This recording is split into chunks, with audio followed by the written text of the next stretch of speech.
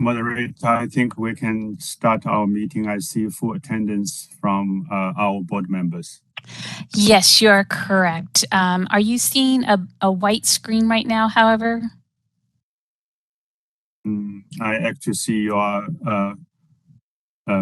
opening screenshots, board meetings, Friday, February 18th. Okay, let me quickly change the presenter and start the recording, and then we'll be set.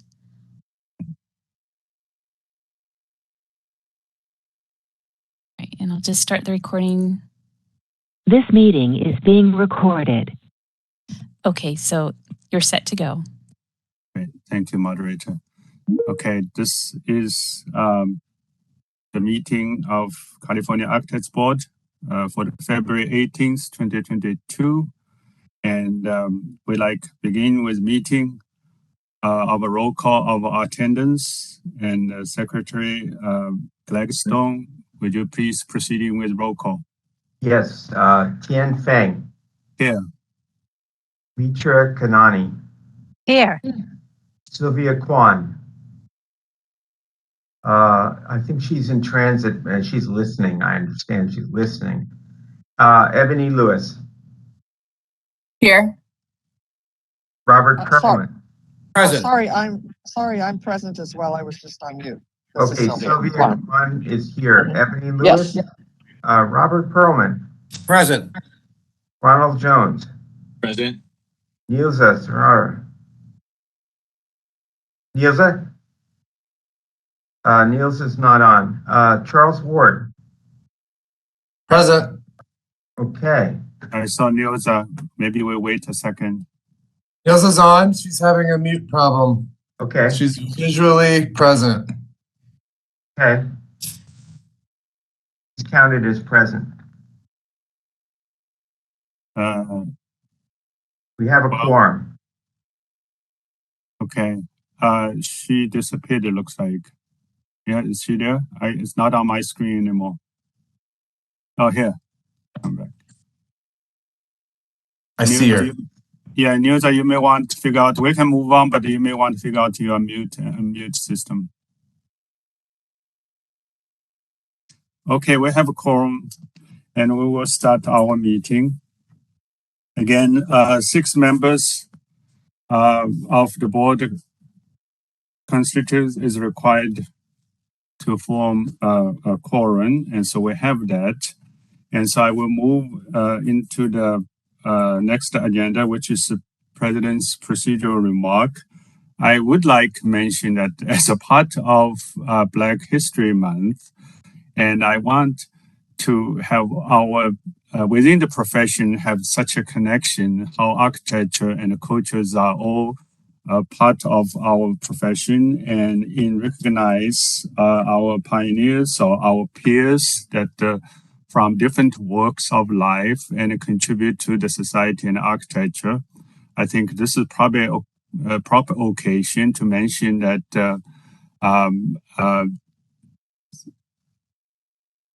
can we have a next image? This is the first African-American architects registered in city of Sacramento, if this is the only image, and Mr. Todd. He has some notable works in inside San Francisco, or in Sacramento and elsewhere. So I thought it's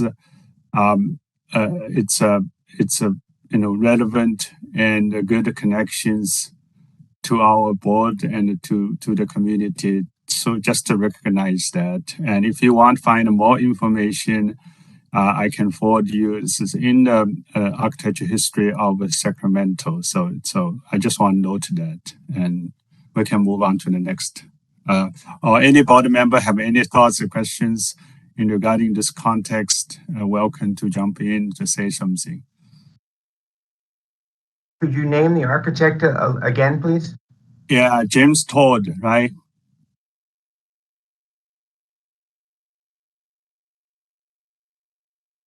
Todd. So he was active in AIA Sacramento area as well, in addition to his practice, and until I think early 80s, then he stopped. Okay, moving on to next agenda. Mr. President? Yeah. This is Michael Kanotes. We will need to take public comment on item B. Okay, that's right. Actually, I misspoken around the not agenda. I just want to mention that that we have some attendees, and including that LATC's member Andy Bowden's here. Welcome. And I want to state that it's important that all motions will be seconded, and all votes has to be taken by roll calls. So as usual, okay. So with that said, before we move to the next agenda C, we want to see if there's a public comment.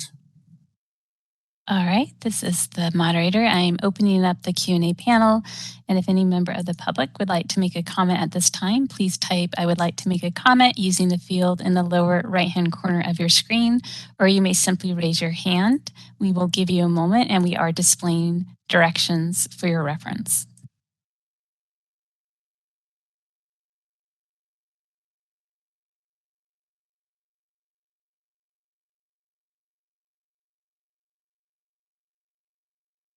All right, I see no requests for comment at this time. Shall I close the Q&A panel?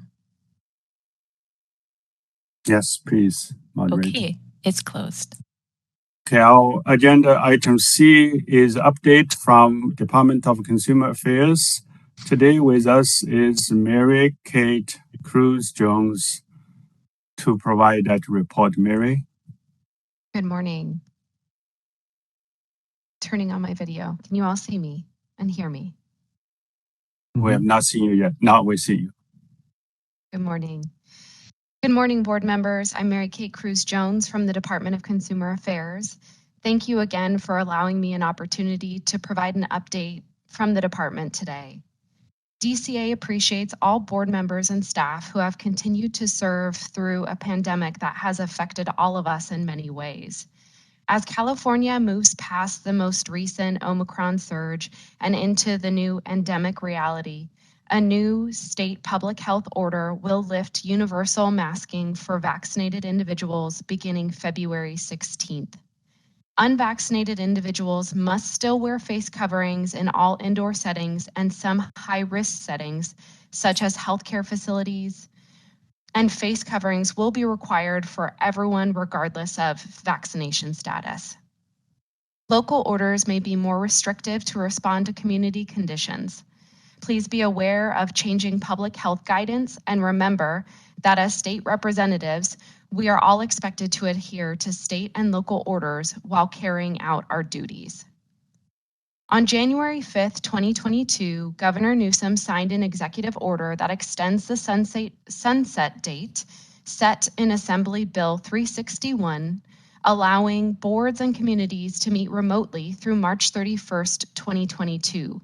I am happy to let you know that on January 31st, Assemblymember Quirk introduced new legislation, AB 1733, which would permanently allow board and committees to meet remotely while also providing both virtual and physical options for members of the public to participate. If this bill is passed by the legislature and signed by the governor, it would take place immediately. We cannot be certain that AB 1733 will be enacted or when, so boards should prepare for the possibility of in-person meetings after March 31st. Before attending any in-person board meetings, members must verify full vaccination with DCA's Office of Human Resources or participate in COVID-19 testing. If any members have not yet done so, please submit your proof of vaccination. Your participation will assist DCA in planning for testing at all future meetings. Please do this as soon as possible and don't hesitate to reach out if you need any sort of assistance. I want to express my appreciation for the flexibility of the members, staff, and the public as we have all navigated this changing pandemic together. I'm optimistic about the future and look forward to meeting all of you in person one day. Whether meeting remote or in person, DCA wants to help keep your board fully seated with excellent members and diverse voices. Currently, the board has one vacancy. This is a public member appointed by the Speaker of the Assembly. DCA's communications team recently released a new communications toolkit to assist with board member recruitment, and this is available in multiple languages. Board members can also encourage individuals to visit the board member resource page, which is located on DCA's homepage, and there's more information about appointments. And some new updates from DCA. The DCA's regulation unit was created in 2020 to address the regulatory needs of the department's boards, bureaus, and commission, while also improving the quality of regulations. Prior to the unit's establishment, the department's boards and bureaus completed just 18 regulations in 2019. But after the unit was established, it delivered immediate results. The department more than tripled the number of regulations it completed in 2020 and 2021. Unlike prior years, none of the regulations were rejected by the State Office of Administrative Law. And the unit is now in its third year and will continue to build on the successes of the first 2 years and anticipates completing even more regulations this year. The unit has created new management tools that will continue to improve the process and help track from start to finish every regulation that will be completed this year so that there's complete transparency in the process. The department is looking forward to working with your board and having another productive year. I'd like to also provide an update on DCA's Enlightened licensing project. This work group was formed in 2020 to utilize licensing subject matter experts within the entire Department of Consumer Affairs. The group's purpose is to help individual boards and bureaus streamline and make their licensing processes more effective and efficient by utilizing best practices, information technology, and cost-saving measures. The first deep dive was with the Board of Registered Nursing, and this has completed. A report will be released in the next month, and it has recommendations that can be used by all boards and bureaus to improve processes. After this successful first round, the work group will soon begin directly assisting other boards and bureaus. As DCA looks to the future, Director Kirkmeyer continues to lead the department towards continual improvement and excellent service. DCA is pleased to announce that Tanya Cochran has been selected to serve as the department's first Compliance and Equity Officer, and this will be effective March 2nd, 2022, so just in a few short weeks. Ms. Cochran brings invaluable expertise, insight, and years of hands-on experience with DCA boards and bureaus to this new position. Most recently, she was Chief Deputy Registrar at the Contractor State Licensing Board. This position will oversee DCA's solid training program planning solutions, Organizational Improvement Office, the Equal Employment Opportunity Office, and the Internal Audit Office. Bringing these offices together under Ms. Cochran's experienced leadership will be a tremendous benefit and allow DCA to better identify and analyze emerging issues department-wide and provide timely solutions to DCA's divisions, boards, and bureaus. Just a quick reminder, DCA's board members have training and reporting requirements. Each year, board members are required by law to file Form 700 before April or face penalties from the FPPC. DCA requests that you file as soon as possible. And just as a quick tip, I'll let you know that the best way to avoid any email reminders from us or calls is to file early. So if anyone needs assistance, DCA's filing officer and legal counsel are always around to help. Board members who were recently appointed or reappointed need to attend our board member orientation training within their first year of appointment or reappointment. And you could register for the BMOT through the Learning Management System or LMS. and that's in DCA's training portal. Live virtual trainings will be held for BMOT on March 9th, June 15th, and October 12th. As always, Board and Bureau Relations is here to help, and if there's anything that we can do to assist, please reach out. That concludes my presentation, and I will hand it back over to President Fang. Thank you so much. Thank you, Mary Kate, for the very comprehensive report. Fellow board members, it's important to file Form 700 ASAP. It is correct. It's easy to forget deadlines. So maybe after meeting, take action on that. With that said, we're open to public comment for this agenda item before we move to agenda item D. Thank you, Board President. I have opened up the question and answer panel.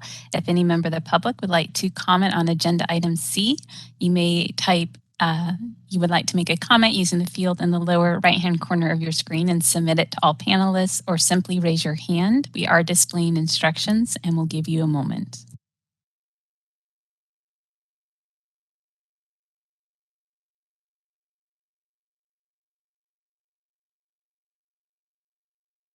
All right, I see no requests for comment at this time. Mr. Board President, shall I close the Q&A panel? Yeah, please do. Okay, it's closed. Agenda item D is about potential public comment on items not on this meeting agenda. And we will open up again for public comment, but board members must be aware of that may not discuss all about any actions or raised during this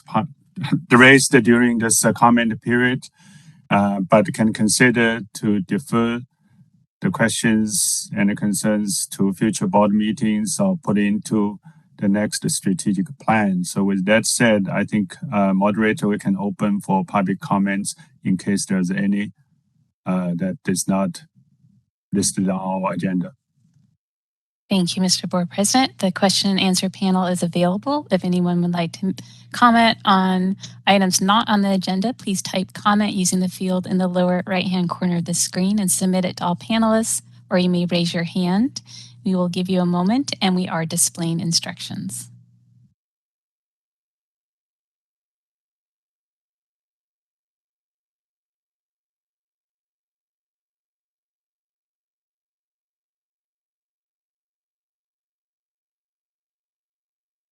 All right, I see no requests for comment at this time. Shall I close the Q&A panel? Yes, please. Okay, it's Okay, now we move to agenda item E, which will approve the meeting minutes from last meeting and also one more meeting minutes prior to last meeting.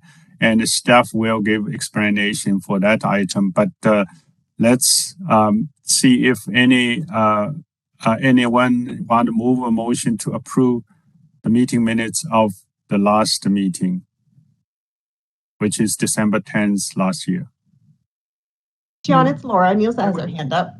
Can we make comments on the minutes? Corrections. Yeah, of course. I think we'll make a motion first and then we'll comments, right? I'll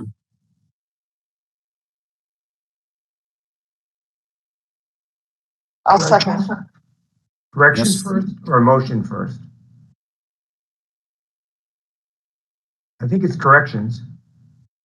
Before we make a motion to approve, we should correct what's there. Okay. Anyway. Let's hear what Nielsa has to say. Nielsa?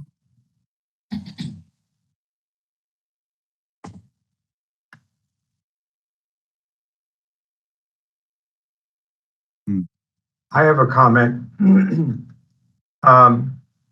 The minutes refer to something called alternative dwelling units, and it should say accessory dwelling units. There's no such thing as alternative dwelling units, as far as I know. We were talking in the meeting about accessory dwelling units. Thank you. We'll make that correction. Thank you.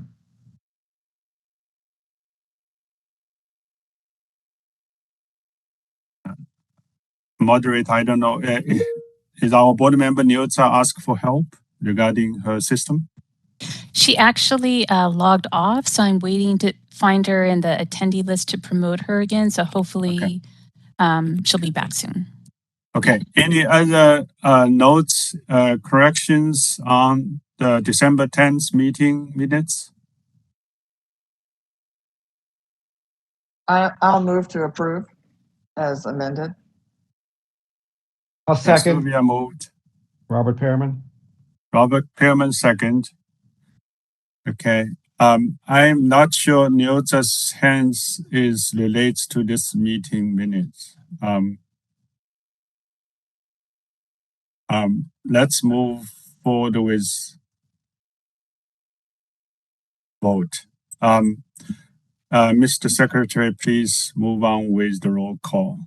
Mr. President, sorry to interrupt, but we will need to take public comment on the motion.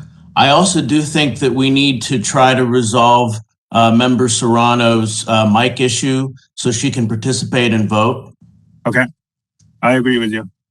Let's, sorry, my fellow members, let's just wait a second, see if moderator and Nilza can figure out something. And we will go for public comment after that. Thank you. This is the moderator, and she still has not logged back into the meeting, so we'll give it a minute or so.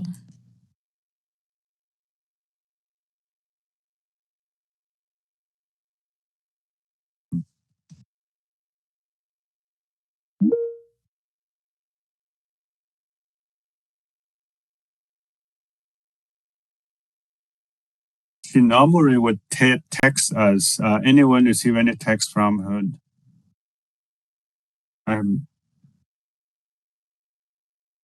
This is Laura. I have not, but I will try to text her right now. Yeah, I am not. I see a box with her name on it on the screen, so I'm not sure she's logged off, but maybe is trying to log in with a secondary phone or something. But I see her still on my screen with a hand raised. Yeah, same. We saw that too. We're seeing this too. Yeah,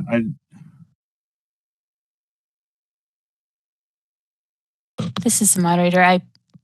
Apologies. She has her hand raised, and that puts her out of the alphabetical order, so I missed that. So she is logged in, but she's muted.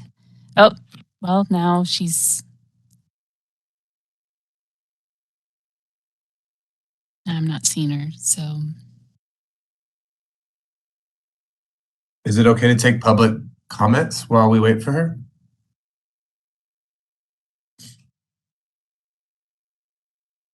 Mr. Board President, shall I open up for public comment? yeah. You think you're back? Can you try your microphone? Yeah. Okay. Oh, moderator, I think she's waiting outside. Can you see if you need to let her in?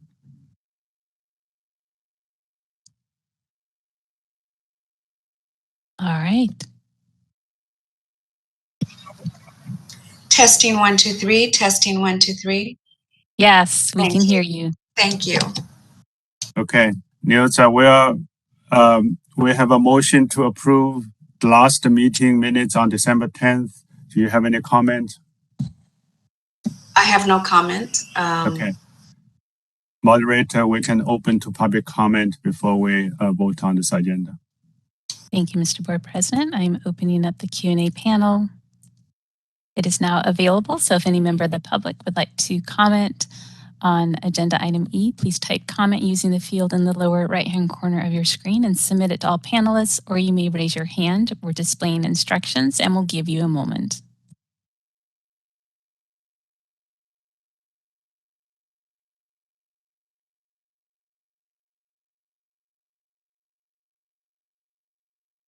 All right, I see no request for comment at this time. Would you like me to close the Q&A panel? Yes, please. Okay, it's closed.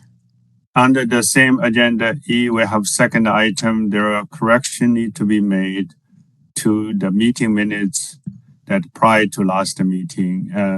I wonder maybe staff should give explanation to board members? Mr. President, we will need to take a vote on the motion for item E1 to approve the December minutes. We cannot do it at once? Okay. It would be a separate motion, at least the way it was made. Separate. Yeah. I can do separate. Okay.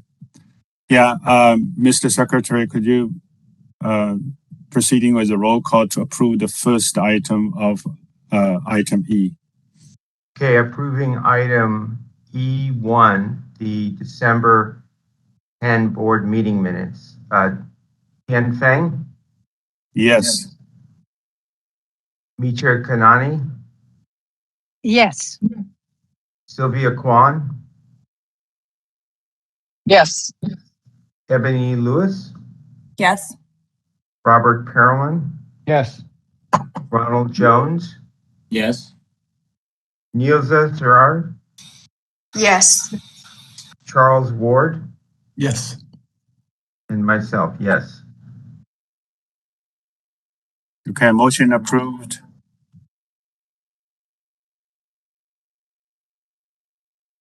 Laura, the staff want give insight for this? Are you? Sure. It looks like Michael's going to comment, or maybe Karen Halbo, our reg attorney, can also describe it. Thank you. So very briefly, there's an error on the agenda. The meeting was actually held on June 12th, 2019. The agenda says June 19th. Just chiming in to point that out. Under the Open Meetings Act, we think we can still proceed on this item, but we should just ensure that any motion references June 12th. And then I'll let staff discuss the reason for the correction. Thank you. So we are on the item E2. We're talking about the previous board meeting minutes that taken place in June 12th, 2019. Staff, if you have any comment to guiding board members. Thank you, Mr. Board President. This is Karen Halbo, the Regulations Counsel. And these meeting minutes were a part of what was submitted in a regulations package for LATC, the Landscape Architects Technical Committee. And it really was a bit of a perfect storm. It was a meeting in which in the board packet, there was text that showed textual changes, things added and taken out. And the board had been really wrestling with this, and board counsel at the time, Tara Welsh, came in, and as a part of the discussion, she'd been really working on it, and she said, okay, here's my suggestion for what we're trying to address, right along with me. And the board members added this one sentence and struck the half of another sentence and made another change and added something down at the end with the reference citation. But what happened was, and so then the person who moved to have it as amended, she was referring to both what was in the packet and Tara's verbal comments. But when we went to submit, all it said was they were accepted as amended, and that doesn't tell you what the verbal comments and what the change was. And because of that, the text came out not reflecting what was in the written material, nor reflecting completely what Tara had given in her verbal modification that the board adopted. And it was something important. So we need to go back and amend the minutes. And we'll also be doing a 15-day to make sure that the text matches what the board voted on. And it just, because the term adopted as modified could mean just modified verbally and or just modified in the package, there's no clarity in those minutes. So I know I'm going forward, going to look much more carefully at your minute summary and go to the YouTube, which I spent a lot of time reviewing what actually happened to get this correct. And what you have before you is the corrected minutes that matches when you watch the YouTube version of the meeting. So be specific, Karen, is the red text that you have rendered, assume, is the correction, right? Correct. That is what is being added to the minutes that were already approved. Board members, if you feel need to look at it, I have this on the screen. I can share the screen before you vote on this. Do you feel a need? I have a question. Are the only changes on page 12 and 13? Yes. Thank you. Yes. If that's the case, I'd like to make a motion to approve the amended minutes for June 12th, 2019. I second. So, Nilsa moved and Albany, you second? Yeah. Okay. And So we have discussion. Okay. Yeah. So any discussions before we move to pipe? Mike, we need to open for private comment again, right? Because of this second item. Yes, on the motion, after your board members discuss the matter. Yeah. Any other discussions, observations? Yeah, I feel like we do that a lot in how we, when we're making a statement or moving a motion. So I'm wondering if we need to change our practices or procedures to make sure that the language is captured, so that it's captured in the minutes, so that we're avoiding this, rework and process. Any ideas, the lessons learned? I think this is carried through in both board members and the staffs and then staff again. So if any thoughts can help to reduce or eliminating these kind of errors, this is a good time to discuss.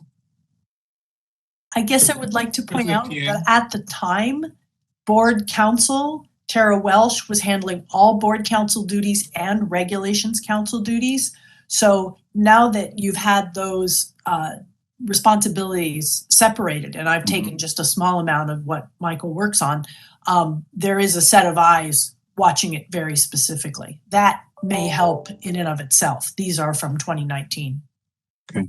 Mike, I would also say that I think we should applaud Ms. Halbo for her efforts, the diligence to go back and review the minutes against the YouTube video is pretty impressive, quite honestly. That level of effort should be acknowledged.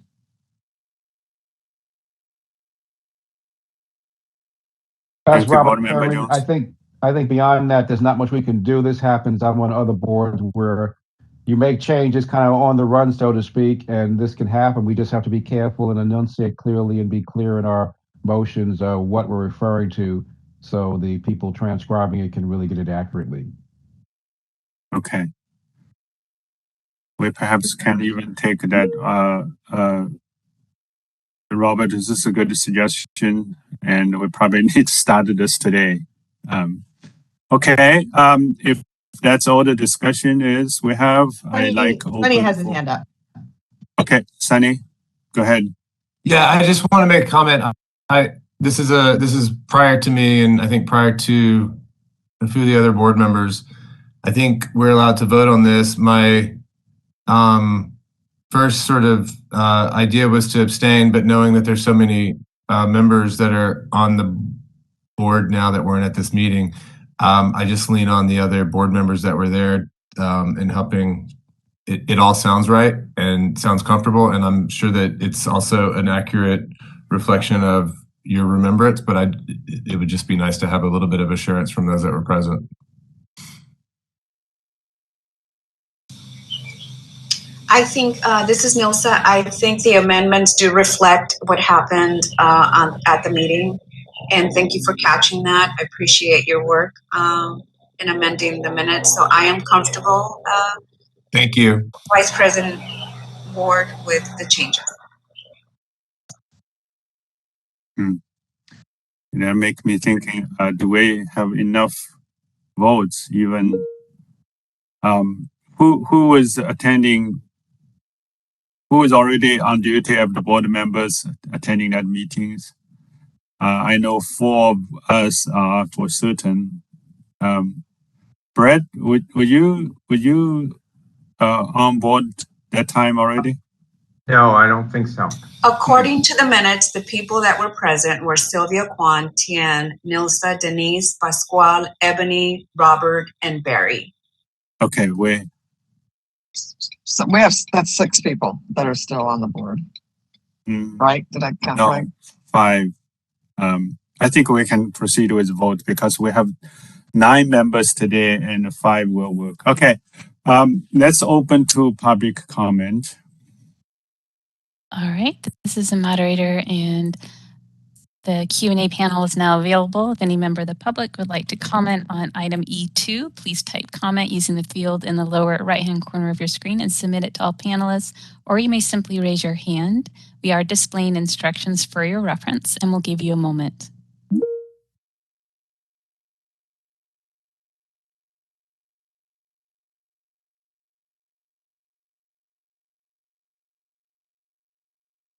All right, I'm seeing no requests for comment at this time. Shall I close the Q&A panel? Yes, please. Okay, it's closed. Mr. President, may I ask a question? Yes. We doing a roll call vote of those today who happen to be at that meeting only, or all of the board members? Well, we could do a roll call for everyone, and it's members' choice. If I think legally they can still vote for, even they are not present. My understanding is, but that's their choice. So we call for every member's name. Okay, I'm going to call all members unless legal counsel says otherwise. Are we ready for a roll call vote? Yes, Mr. Secretary, please. Okay, on the vote on the June 12, 2019 corrected board meeting minutes, Tian Feng. Yes. Mitra Kanani. Abstain. Sylvia Kwan. Yes. Ebony Lewis. Yes. Robert Perlman. Yes. Ronald Jones. Dane. Nielsa Sinar. Yes. Charles Ward. Yes. Brett Gladstone, abstain. Okay, we have a 6 vote. Motion passes. Thank you, everyone. So just to clarify, I have Ronald Jones abstaining. Correct. And Mitra abstaining. Yes, Mitra. And yourself. And myself, thank you. Yeah, okay.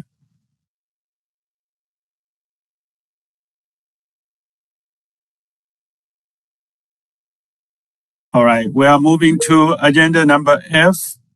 It is really a pleasure of the full board and to present. We have discussed it during the last board meeting, but with Laura's help, we actually have made that a physical award available, and we want to present that award of 2021 Octavia Morgan Distinguished Service Award to our very dear member, Pascal Gutierrez. And I like, oh good, showing on the screen. Here is the look of the award. And we requested Mr. Gutierrez be available, hopefully give some remarks. I don't know if he is here. I hope he is. He is, and he can speak. All right. Can we let him to as a panelist?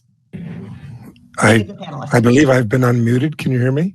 Yes, thank you, Pascal. Okay, thank you very much. I'd like to begin by extending my gratitude to those on the who made my journey on the California Architects Board, both very rewarding and purposeful. Those individuals being Ed Encard, Michael Armstrong, Harry Falconer, Dennis Ward, Dennis Hemney. At the AIA California Council, Paul Welch, Nikki Dennis, Kurt Kooknick, and Mark Christian, who were instrumental in building bridges with the CAB. I thank you. To the California Architects Board Professional Qualifications Committee, Raymond Chang, Betsy Doherty, Glenn Gall, Kirk Miller, Steve Sands, Stephanie Silkwood, Tian Feng, Malcolm Brett Gladstone, and Charles Sonny Ward III, who were always giving of their time for the greater good. I thank you. From the LATC, Andy and Trish, thank you very much. California Architects Board, Laura Zuniga, Doug McCauley, Vicky Mayer, Marcus Reinhardt, John Baker, Ebony Lewis, Robert Pierman, Sylvia Kwan, Denise Campos, and dear Nilsa Serrano, who were all trusted advisors offering their encouragement and support over the years. I thank you. And to you, current board members, and all of those behind the scenes staff, thank you for this honor and privilege. In closing, I would like to leave you with some Ballard words from Winston Churchill. We make a living by what we give, but we make a life. I'm sorry, let's say that again. We make a living by what we get, but we make a life by what we give. Thank you so much for this recognition. It is very much appreciated. Best of luck to you. And I understand you are not actually retiring and you are still working hard. And I hope you enjoy every aspect of your practice and your life. Thank you very much. Thank you to all again for your service. Enjoy, and thank you for your service to the state. Thank you, guys. Yes, you have been an amazing mentor to me. When I first got on the board, this is Sylvia. When I first got on the board, I didn't know what was going on. And Pascal, you really lit the way for me. So thank you so much for your leadership, all those years that we sat on the board together. Thank you. I would say the same. Thank you for your mentorship and your leadership and just all of your experience that you brought to our board. It was awesome. Thank you, everybody. Pascual, this is Nilsa. You are surely missed. Your guidance, your knowledge, your authentic heart made this a whole lot easier for me when I first came to the board. You guided me through many of the meetings where I was confused. I didn't know what some of the terms meant, and you were patient.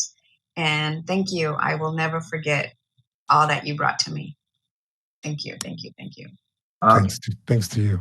And thank you very much for all the work you did on the educational requirements during your last 6 months, which was very, very complicated, and we really appreciated it. Thank you, Brett. Well, this is Mitra. I would like, unfortunately, Pascual, I bypassed you, and I didn't have the honor and pleasure to be on the same board with you. But throughout the years, you've been the face of the board. And you remember a few times I spoke with you about some of the issues that I brought forth, and particularly for the IPAL program that you supported. You were a strong supporter of that. And at the time, particularly that I was banging my head to the wall to make it happen in California, I really appreciate all your efforts and your great thoughts. Thank you so very much, and I wish you all the best. Thank you so much. I'll go now. It's Sunny. Thank you so much for your service. And it was your sort of words of advice and wisdom that I probably think about the most every time we have a meeting. So I appreciate all your guidance and support. And I also, every time I get a meeting packet, I try to channel you, because especially when it gets to the NCARB section, and sort of force myself to sort of push through and finish it all, because you were always so diligent and focused, especially on the NCARB, but throughout the entire packet. So every time I get a packet, I definitely think about you. So thanks for all your help and support. Thank you, Sunny. Very much appreciated. I really want to reiterate something about IPAL.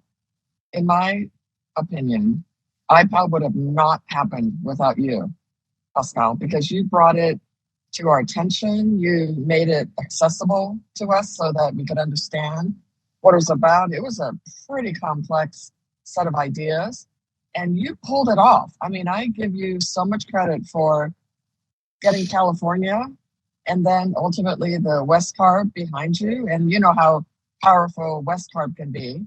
So when we liked it, then the rest of the country sort of followed, and it's evidenced by how many colleges and universities have taken IPAL on here in this state. So I want to give you a lot of kudos. You should take that and be super proud of your role in making it happen. So thank you so much. Again, thanks to all of you for my journey. It was quite a ride. So thank you. Oh, nice. The tributes to Pascal, well deserved. Again, good luck, Pascal, and let's keep in touch. Now we want looking for public comment for these items. May I make one comment first? Excuse me, Mr. President. Perhaps an educational moment on who Octavius Morgan was, since we're giving an award in his name. I happened to look him up. Maybe others know him better. Is this a good time for that? We can, yes. Both Laura and maybe Laura, you're probably the best person to speak for that. No, Brett seems to have done the research. Yep, we'll let Brett present it. Thank you. Okay. Okay. Well, from what I've read, he was born in England, and he moved to Los Angeles, and he studied at the Sydney Cooper Art School, and became a contractor before he became an architect. There was a magazine article in 1909 in the magazine called Out West, which indicated in there that Morgan and his business partner, Mr. Walls, had done perhaps 33% of all the architectural work of Los Angeles as of 1909. That's a tremendous amount.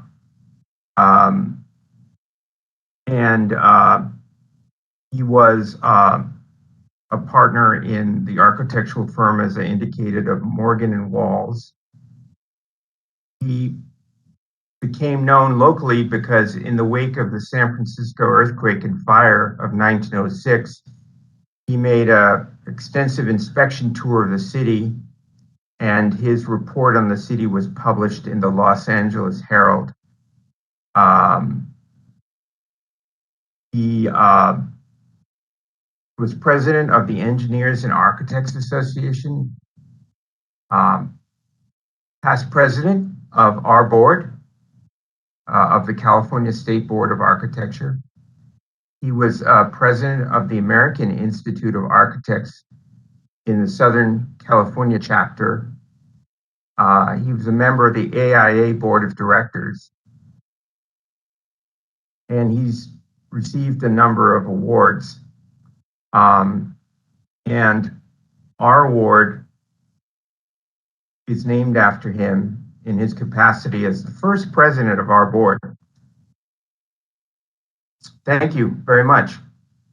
Great, good research, Brett. I misunderstood. I thought you asked for a history of it, so I'm glad that I would catch that research that you did and share with the board members.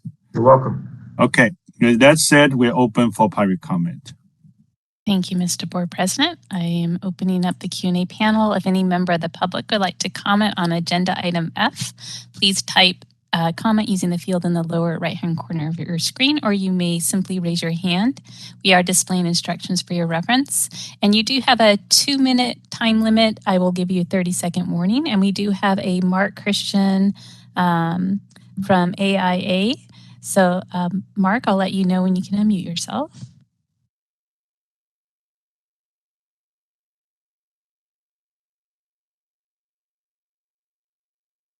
All right, Mark Christian, you should be able to mute yourself.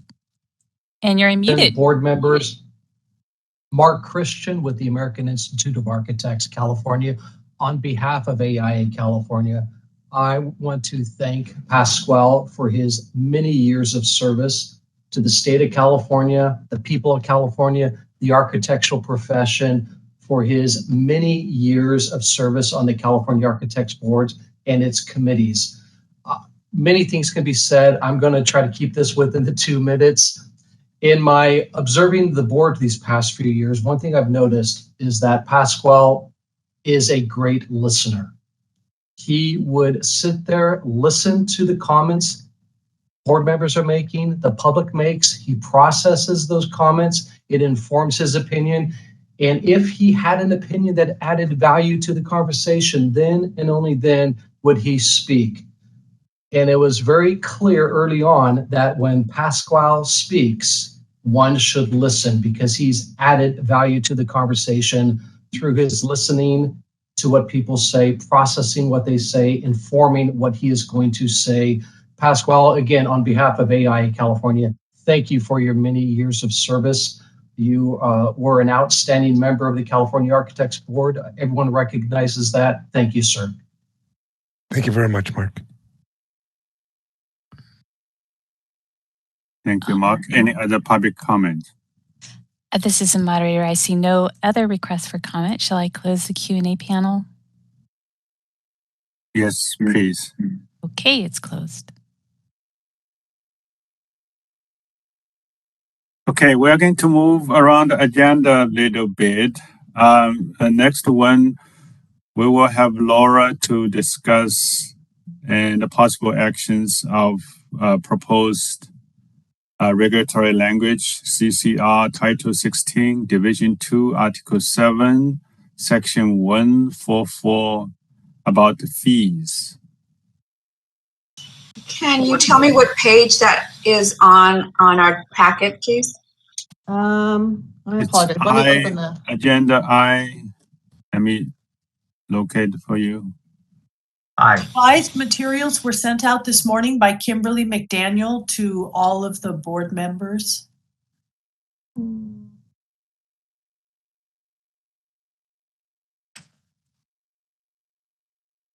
I have 10:03 a.m. that she sent an email with revised materials.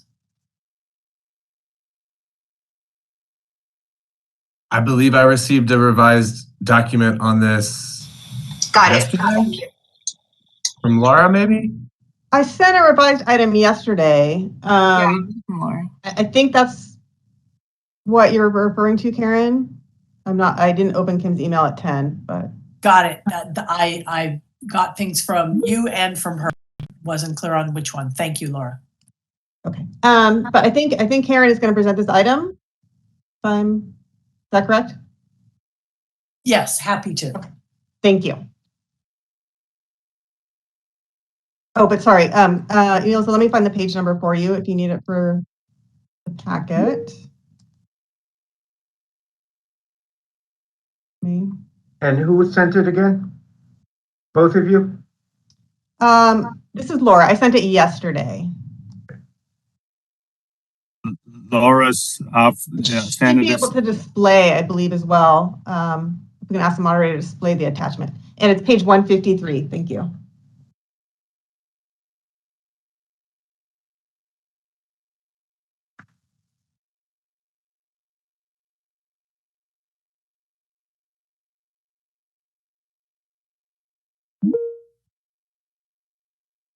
Yeah, it might be good if we display it. Yes, it is displaying. Can everyone see it? May I ask for just one more point of clarification? The packet that I have open, I'm like at home separately, was from last week. So yes. Would page 153 show the updated and revised page, or should we be only opening up the revised page that was sent? Open the revised page that was sent. 153 is going to be the start with the language that's being replaced by the attachment, but then the explanation, I think, will be after that as well. Okay, the related awesome. documents. Thank you. Thanks for your patience, everyone.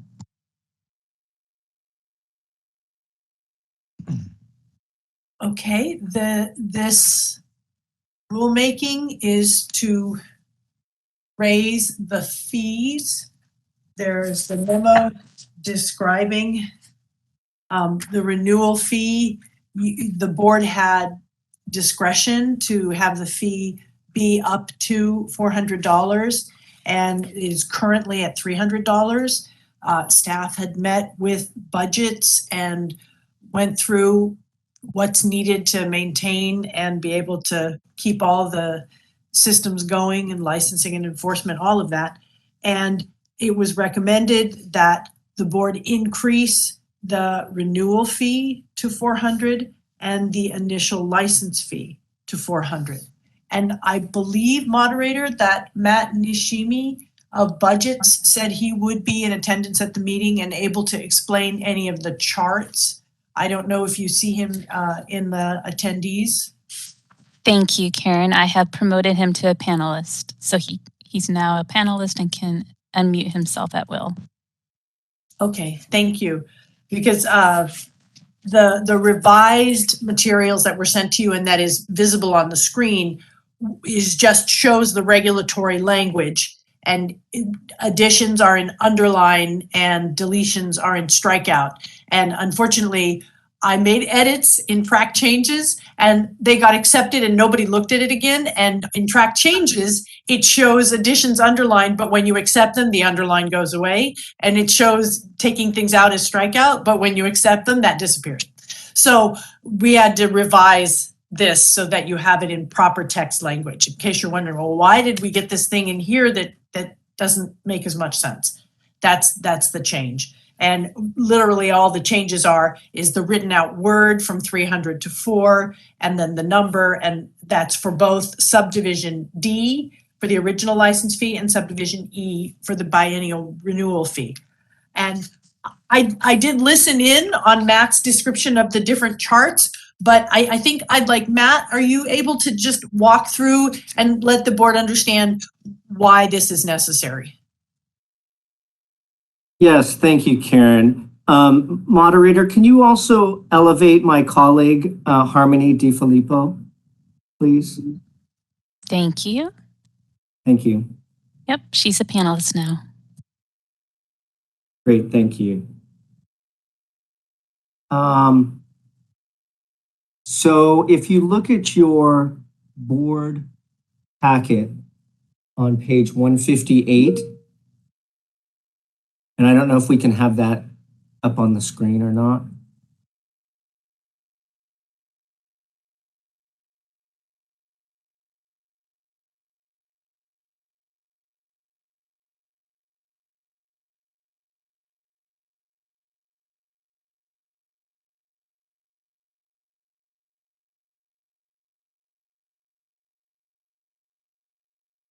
Are we trying to get that up? Is it just taking a while, or should I just go? We are seeing if we can display it, but Matt, I think you can start if you'd like. Okay, so in your board meeting packet on page 158, this is a workload chart for the original license, your initial licensure. And so on the left side of this chart, it's going to show the workload tasks that the board undertakes to process each application. And then moving left to right, it's on a per one application basis. And then we identify the minutes to complete those tasks. And then in the two right-hand columns, that's the staffing level that process those applications.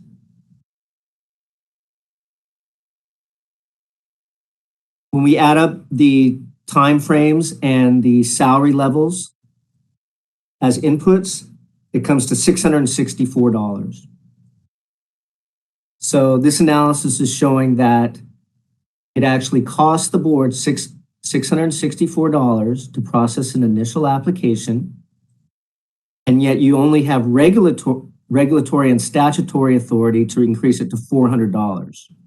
So there is a delta of $264 between what the actual costs are and what the proposed fee level is.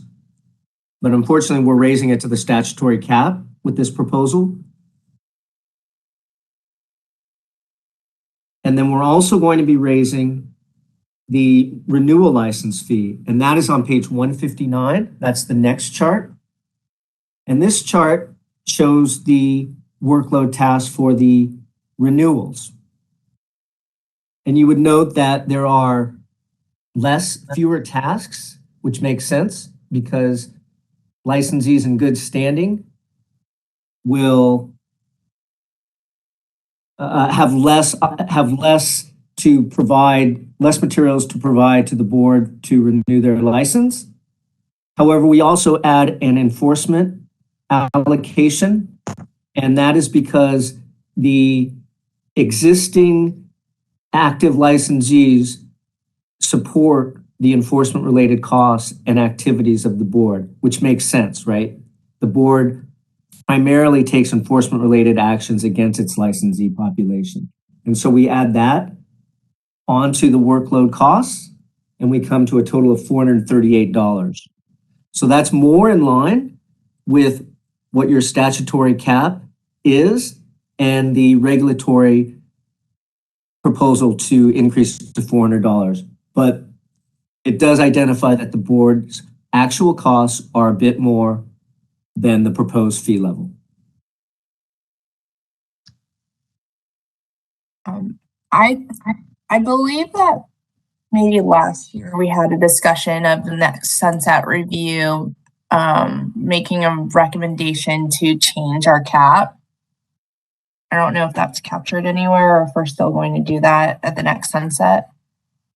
Yeah, Benny, it's Laura. So that's, we should be preparing our sunset review report and submitting it in January of next year. So that's certainly something we can consider. You know, ideally with this increase, the fund will be in good shape for the foreseeable future. But it's definitely something we can consider and raise in the report just to see, to provide some cushion. So, and just to remind members, when we talked about this at the December board meeting, one of the primary, I guess, impacts on the fund right now is the cost for business modernization and purchasing the new software and implementing it. So those are some substantial costs, and some of them are one time, but it is significant. I'd like to ask a question. I see that, the cost to the board is 50% higher than what we recover in the amount of $400 from members of the public. And I note that the fee, if you come in, on 363 days left in the year, you pay only $150 because you're not full year of 365. So in that regard, I'd like to suggest that we consider, one fee for the period between 1 year and 6 months, and then another fee between 6 months and the end of the year. And in that regard, I would suggest, $300 if you're coming in between 6 and 12 months, and $200 for the later period. Does staff see any reason why we can't do that? And especially in terms of what I've heard today of how we're not recovering our costs, and the modernization costs will be a great deal. Laura, should we hear the comments in general from board members, and then we come back for a round of discussion, or you want to respond? Because I see three hands. Yeah. Okay, I prefer we have a discussion first, and then we'll come back to address agree the issues and see if we can have some resolutions. So, Ebony, your hand is the old one or new one?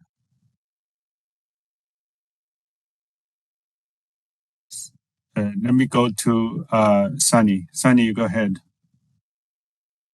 Okay, apologies. My internet seems to be glitching just a little bit. I have two comments. I got a little distracted by my internet.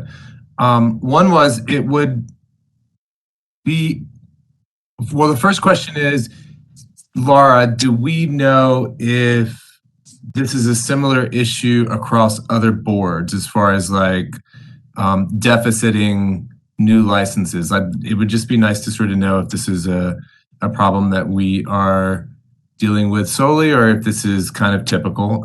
This is a new conversation for me on the board. So that would be my first question. And then my second question would be, if you sort of extrapolated this study of how much it takes to service one license renewal, whether a new license or an existing license, as a percentage of the work that's done by the architects board, how much does that sort of extract, like how much of licensing is a percentage of the work that we do? And is that becoming problematic as far as the staff level? So this is Matt Nishamini. Maybe I can respond to some of these questions, Laura. Is that okay? Sure. And Tian, do you want to allow everyone to comment first, or you want us to respond as the questions come? Don't make it too rigid. If you feel respond the right way, more constructive, go ahead. Okay. Well, I think maybe I could discuss the impact, show the impact of the increase from 300 to 400. And then in that context, it may answer some of these other questions. And then I can certainly address the last speaker's questions also. You have questions from two board members, myself and Charles Ward at this point. Yeah, very good. So if you look at page 156 of your board packet material, there is a fund condition statement displayed. And this is based upon the 2022-23 governor's budget. Plus, we've updated with the current year projections, revenue and expenditure projections. So on page 156, at the bottom, you see a highlighted band called months in reserve. And you're going to see that that is declining over time. And that it's showing that this board, without taking any action and assuming you're fully expending your appropriation and revenues come in as projected, this board will be insolvent in the 25-26 fiscal year. If we look at the next page, 156, this displays the fee increases effective 1/1/24. And I would just note that on page 157, the labeling is incorrect. It shows that it's effective 1/1/23, but in this display, we're showing it's actually 1/1/24. It's a half a year revenue in the 23-24 fiscal year and then ongoing. So it's going to be about $1 million increase by increasing from $300 to $400. And then if you go all the way to the bottom, you can see that that band months in reserve stabilizes. There is still a structural imbalance where revenues are less than projected future expenditures. However, it is much more stabilized and it's not going insolvent. Now to address the question specifically about board costs. So board costs across DCA and across state service, state agency costs have been increasing and tend to increase yearly. With regard to how this board spends its funds and its various units, enforcement, licensing, etc., those can be found in your sunset report. Every sunset report has a historical breakdown of the cost allocations, the actual costs that each of those units incurred. And we go back, we do a historical evaluation on that. So we will be preparing, my office will be preparing the sunset report for the next year's sunset hearings. And as part of that, we'll have an updated spread. And we can certainly work with with Laura and her staff to provide you an updated spending history and analysis of how you're spending your dollars. Staff, sorry I jump in. I have the privilege to jump in. Is there any cross-board regulatory requirement in terms of a limit of the fee between this board and other boards, Laura and Matt, if you know of? Are you asking if our fee is less than comparable? No, ask is every other board they also limited by amount of increase they can have and the limit Yes. of the fee they can charge. Everyone. Yes. Everyone has a statutory cap and then the ability to set the actual amount in regulation. Okay. Coming back to Nilza.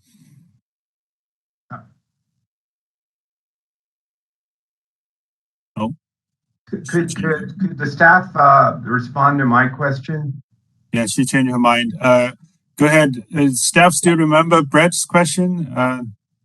I do. Brett, you asked about the way we structure the partial fee and whether that could be changed, right? I suggested that I pointed out that if a person is a member for 363 days, they pay 150. If they're a member for 365 days, they pay 400. And that doesn't make sense to me, particularly because, in 2 days, the fee shouldn't go down that much. And because we face increased modernization costs and we're already incurring costs that's 50% higher than the $400 we get, is there any reason why we cannot have a fee of $300 if you renew between 6 months and 1 year, and then $200 if you renew between 6 months and the end of the year? Do we have the ability to do that alone? We don't have the ability to do that on our own. The way we prorate the license fee is described in our statute, but that could be something we discuss in our sunset review report if we want to ask for a change to that. So that's definitely something we can look at as we prepare that report. I don't know how other members feel, but I think that we should put that in our report as a suggestion. Right. Well, I have a kind of a comment and a question on that, Brett. This is Sylvia.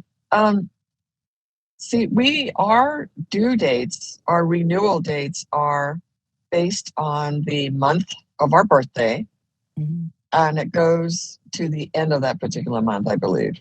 So, for example, my birthday's in August, middle of August, and my renewal date is August 31st of, the renewal year.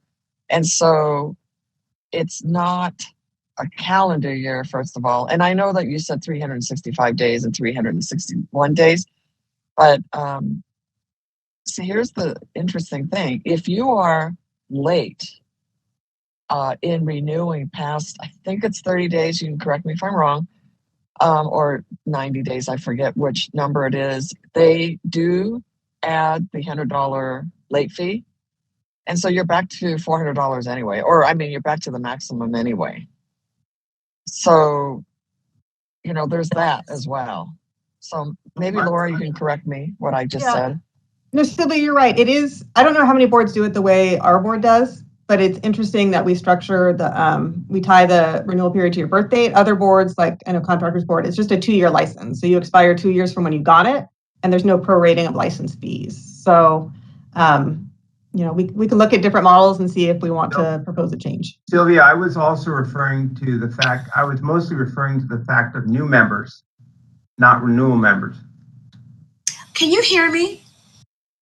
Yes. Okay, thank you. I've had my hand up and my mic keeps going on and off. I apologize. I asked you to speak. My mic keeps going on and off. Okay, now you can have double the time. I'm going to have to switch devices. Okay, it has been my experience that staff is very thoughtful and pragmatic when it comes to increases. I have tried to get staff to increase the fee for, I don't know, I've been on the board now for about 7 or 8 years, and staff has always said no, that we didn't have we could not do it. We finally have an opportunity to do it. I think it is time for us to do it. We've had the same fee for years and years and years and years, and it is a 2-year license. So I think that I would like to support staff's recommendation to increase to $400. So that's my motion. Thank you. Ron Jones. Thank you, President Tian. I guess my question is less about the proposed fee increase, but I'm just curious, in the analysis, in the cost analysis, is the benefits of the modernization efforts captured in the projections?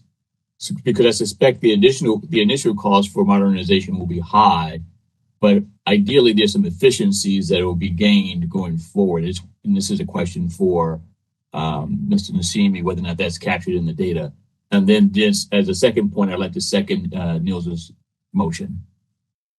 Ron, this is Laura. So it's a good question about whether, there are going to be efficiencies from the new system.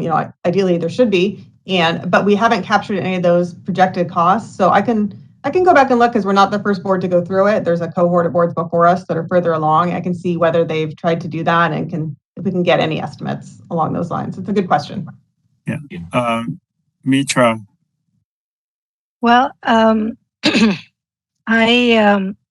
looking at this from another side of the spectrum, from the side of the licensees and those who would like to become licensed, particularly from standpoint of our younger generation that in this pandemic economy, they are trying to get their feet wet with the profession.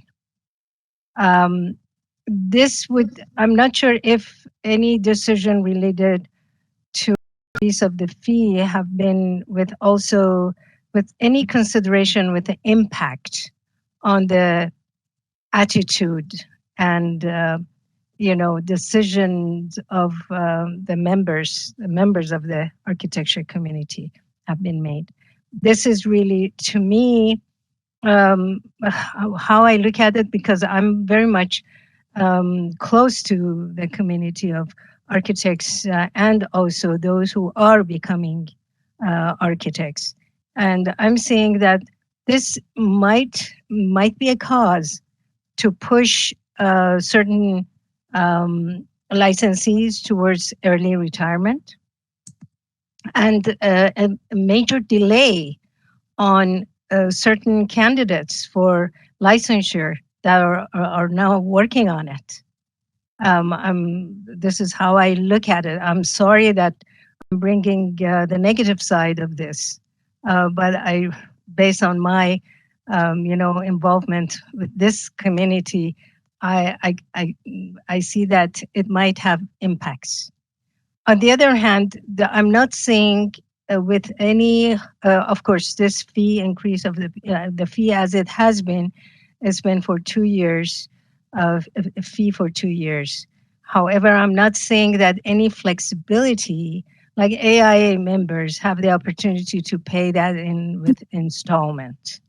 I'm not hearing that is happening either. So any kind of recourse for, people who are still would like to maintain their status as an architect, I'm not saying that being considered. So I'm sorry that I'm not bringing any positivity to this, but this is the other side of the spectrum that I am seeing that is coming up. So before staff answers, I have a couple of observations just by hearing from the comments from my fellow board members. One is, yes, business modernization may bring the benefit of lowering the cost, but for next few years, we are in the investment mode. In other words, we need to put the resource in, not benefiting from. And so from that perspective, we can have this in mind that we may one day can reduce the fee after we successfully implemented the business modernization. So that is my consideration. And the two is impact to licensees. Yeah, there are always impact to licensees, but look, many licensees joins trade organizations like AIA. They pay far more higher dues for that. So I think as a board member, we have to reconcile that. And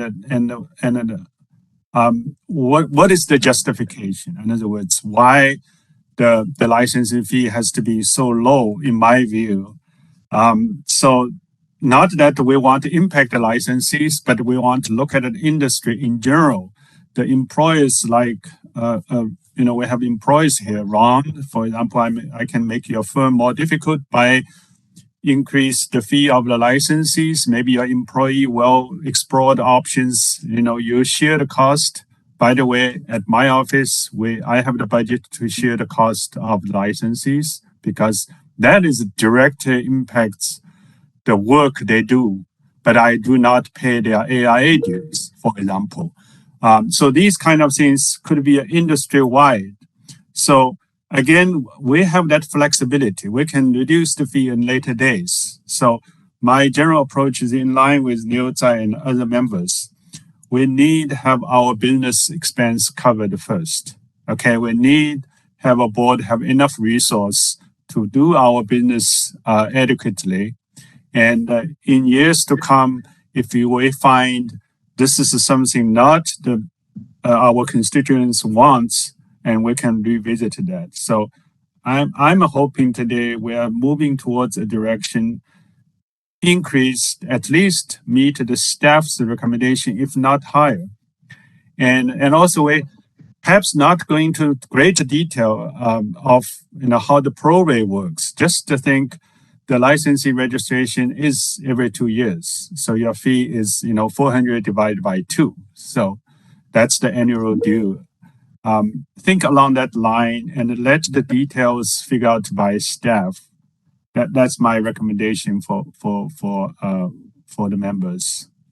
President Feng, if I could just make one other comment, just as a point of clarification. My comment wasn't to suggest that we ever lower fees. I'm not an advocate of that.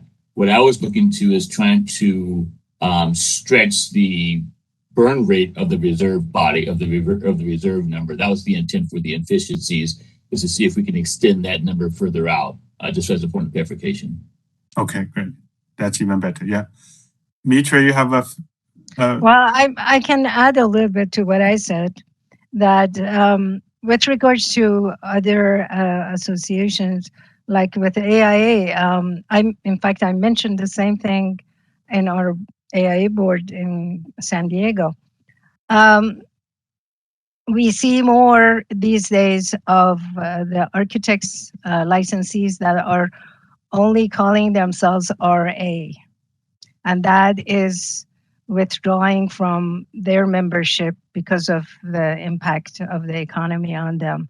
You should consider that not all of the architects are part of the big companies that they cover their expenses. Those that are sole practitioners or holding small firms, they are going to be heavily impacted by this. And because they are the provider for their fees. And so this is, the impact can be that definitely there are people that, and I knew I had heard this in the past, and I'm sure I'm gonna hear more as of now, that people are rushing into early retirements. Okay. And for those that are licensed already. We have Sunny Wood again. Sunny. I may be confusing a point that was discussed earlier, but I think I want to try to clarify and have staff clarify if I'm incorrect. But the $150 fee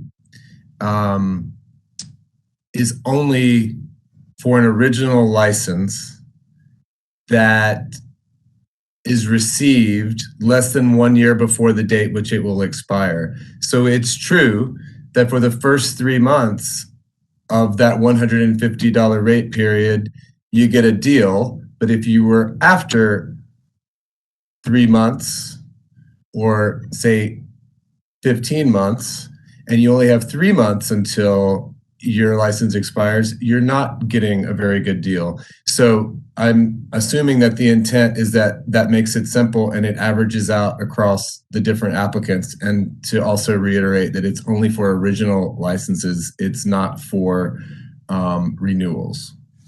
So okay, that clarifies. Yeah, that helps. We will hear Neotza again, and then we'll have our staff, Karen Hobart, to address it. And Sylvia, you can be next. My comment was just that we can't continue to carry a deficit in the budget. We just can't. We need to at least get closer to balancing the budget. And I think that we can't, that we have to do everything in our power to support staff as their thoughtful analysis of cost increase. Thank you. Okay, Karen Holborn. John, I'm sorry, if I could just add one thing before Karen goes. To Mitra's point, I do appreciate the perspective that you're raising, and it is something, of course, that we're concerned about, which is, I think, why we pushed off a fee increase as long as we can. We definitely try to be conservative in costs here and try to always have a reversion and, not spend all the money that's appropriated and continue to hold like the assistant executive officer position vacant at this point so we can have that salary savings and do what we can to bring down costs. But as Matt mentioned, costs increase each year. We don't really have a lot of flexibility to reduce our costs beyond trying to hold positions vacant. Okay, Brett. I just wanted to, I don't know if everyone heard me, but after Sylvia spoke to my suggestion, I mentioned that I was only speaking initially about initial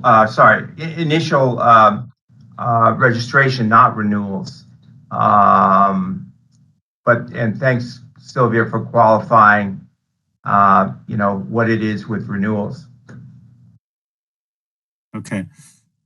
Karen and Matt, you decide which one speak first. You can go, Karen.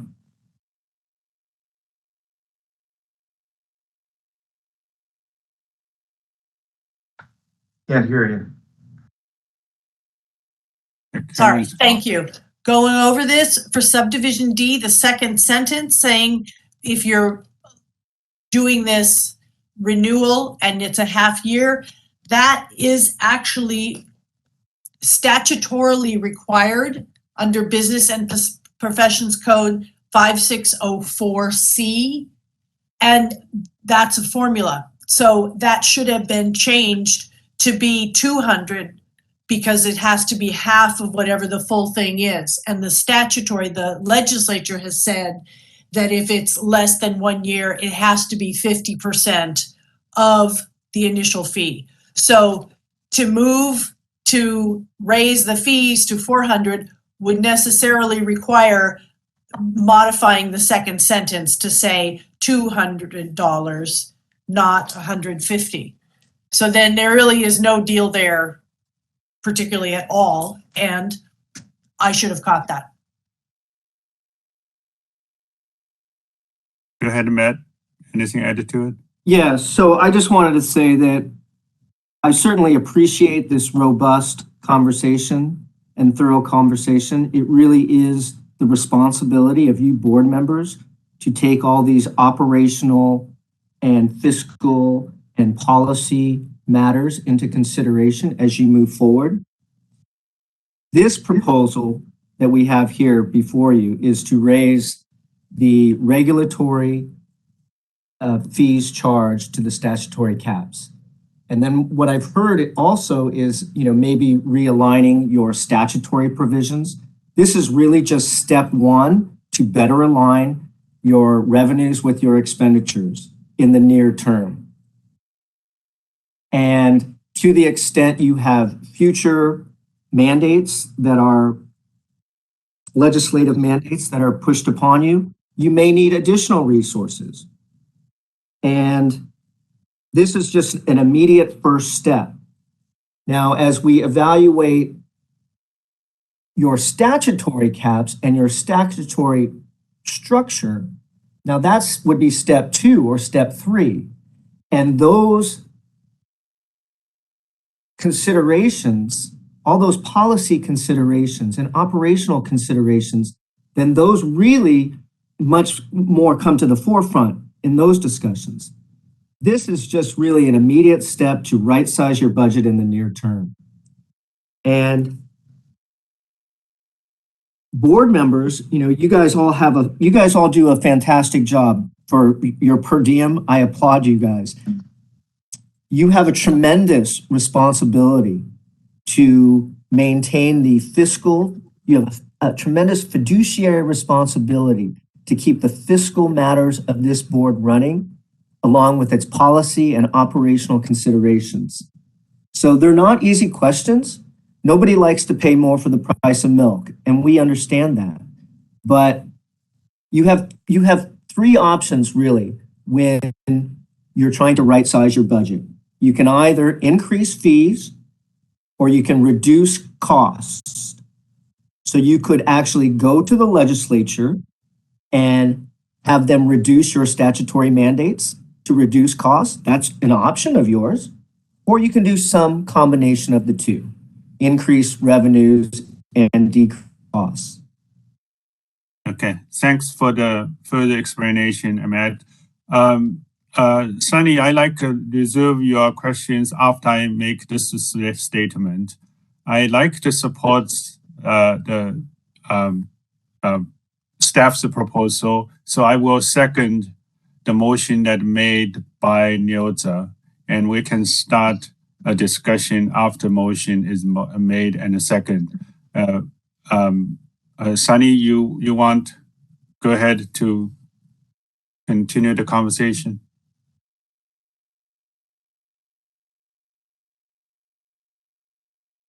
Sunny? Can you hear me now? Yeah. Before you make a motion, my question is to Karen's last comments. Before we accept this or move to accept this, or someone makes a motion to accept this, do we need to amend item D under 144 from 150 to 200? Yes. So it would be moving to adopt the proposed regulatory text with a modification to change the second sentence to change that fee from 150 to 200. I was just typing it out to make sure that staff sees it and we can give you the right language. Thank you. Great. So that's what I was wanting to mention, Tian. So if you'd like me to make that motion, I'm able to, or you can, or someone else. I thought the Nilza already made. Maybe Nilza need to restate her motion. I'd be happy to. My motion is to adopt staff's recommendation to increase the fee from $300 to $400. With that correction to the text from with the correction to the text on the new insert that was provided to handout agenda item I. I don't think that will work. To change the second sentence on subdivision D to increase that fee to $200. Karen, this is Laura. Do you want to maybe read out the whole motion since it's usually a little bit longer for the regulations? Yeah, I've seen that done. Generally, what I was used to people reading out, the staff reading out the long motion language, and then someone saying, "I so move," and then please go ahead. I think Nilza is listening carefully. Go for it. Okay, I'm moving to approve and adopt the proposed regulatory text for section 144 as provided in the meeting materials and modifying subdivision D, second sentence, to raise the fee to $200. Direct staff to submit the text to the Department of Consumer Affairs and the Business Consumer Services and Housing Agency for review. And if no adverse, and to take all steps to initiate the rulemaking process, authorize the executive officer to make any non-substantive changes to the package, and if no adverse comments are received during the 45-day comment period and no hearing is requested, authorize the executive officer to take all steps necessary to complete the rulemaking and adopt the proposed modification to section 144 as noticed. I will amend my motion to what Karen was just dictating. Thank you. Okay, I will second that motion, and now we're open discussion to the board member again before we go for public comments. So I have, again, anyone else want to speak up before we move to the public comment? I seeing none. Moderator, we can open for public comment. Thank you, Mr. Board President. I'm opening up the Q&A panel. So if any member of the public would like to comment on agenda item I, please type comment using the field in the lower right-hand corner of your screen and submit it to all panelists. Or you may simply raise your hand. We will give you a moment to access this feature. And I do see we have a Carrie Bernstein with a raised hand. So Carrie, just a reminder, you'll have a 2-minute time limit. I'll give you a 30-second warning. And Carrie, you should be able to unmute yourself. There you go. Hello? Yes, we can hear you. Okay, great. I would just like to point out that the license renewal fee in New York State is $287 every 3 years. So if in California is every 2 years. So if you look at a 6-year period where mathematically 2 and 3 would merge, in New York State, an architect would pay $574 over 6 years, and a California architect would pay $1,200. Almost twice as much. And I just it feels very disproportionate, and why I think a lot of architects are going to have a hard time with it.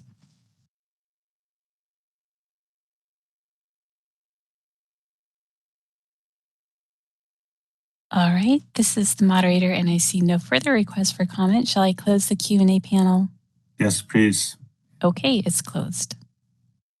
Secretary Greggett-Stone, could you move forward with the roll call? Yes, this is a roll call on item I. And Jen Fang? Karen, are you raising your hand? Yes, I am. I'm looking at this text, and the first sentence is saying it's effective January 1 of 2011. And normally there isn't a date in your fee statute. It simply says these fees are fixed by the board as set below. And then it happens when the regulation becomes effective. So we would have to modify the motion to both correct the sentence under D and to just as fixed by the board as follows. I've missed that entirely.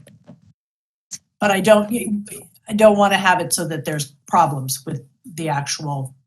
We have to reopen up for public comment. Niels, are you okay with the further modification? Yes, I am okay with the friendly amendment. I continue second. And our legal counsel, do I need to reopen for public comment? Mr. President, I think we should reopen it for public comment. Okay, moderator, please reopen for public comment. Thank you, Mr. Board President. I've reopened the question and answer panel. So if any member of the public would like to make a comment, please type comment using the field in the lower right-hand corner of your screen and submit it to all panelists. Or you may simply raise your hand. We are displaying instructions and we'll give you a moment. And as we're doing that, I'd like to ask if there's any member that objects to the making of the friendly amendment. If not, I think we can proceed in that manner. The other way to do that is to make a motion to amend the motion. But I think we can proceed in that manner, if that's your decision, Mr. President. I have heard no objections to the second modifications to the motion. So we will proceed with that. And this is the moderator. I see no further requests for comment. Shall I close the Q&A panel? Yes, please. Okay, it's closed. Can I call the roll? Yes.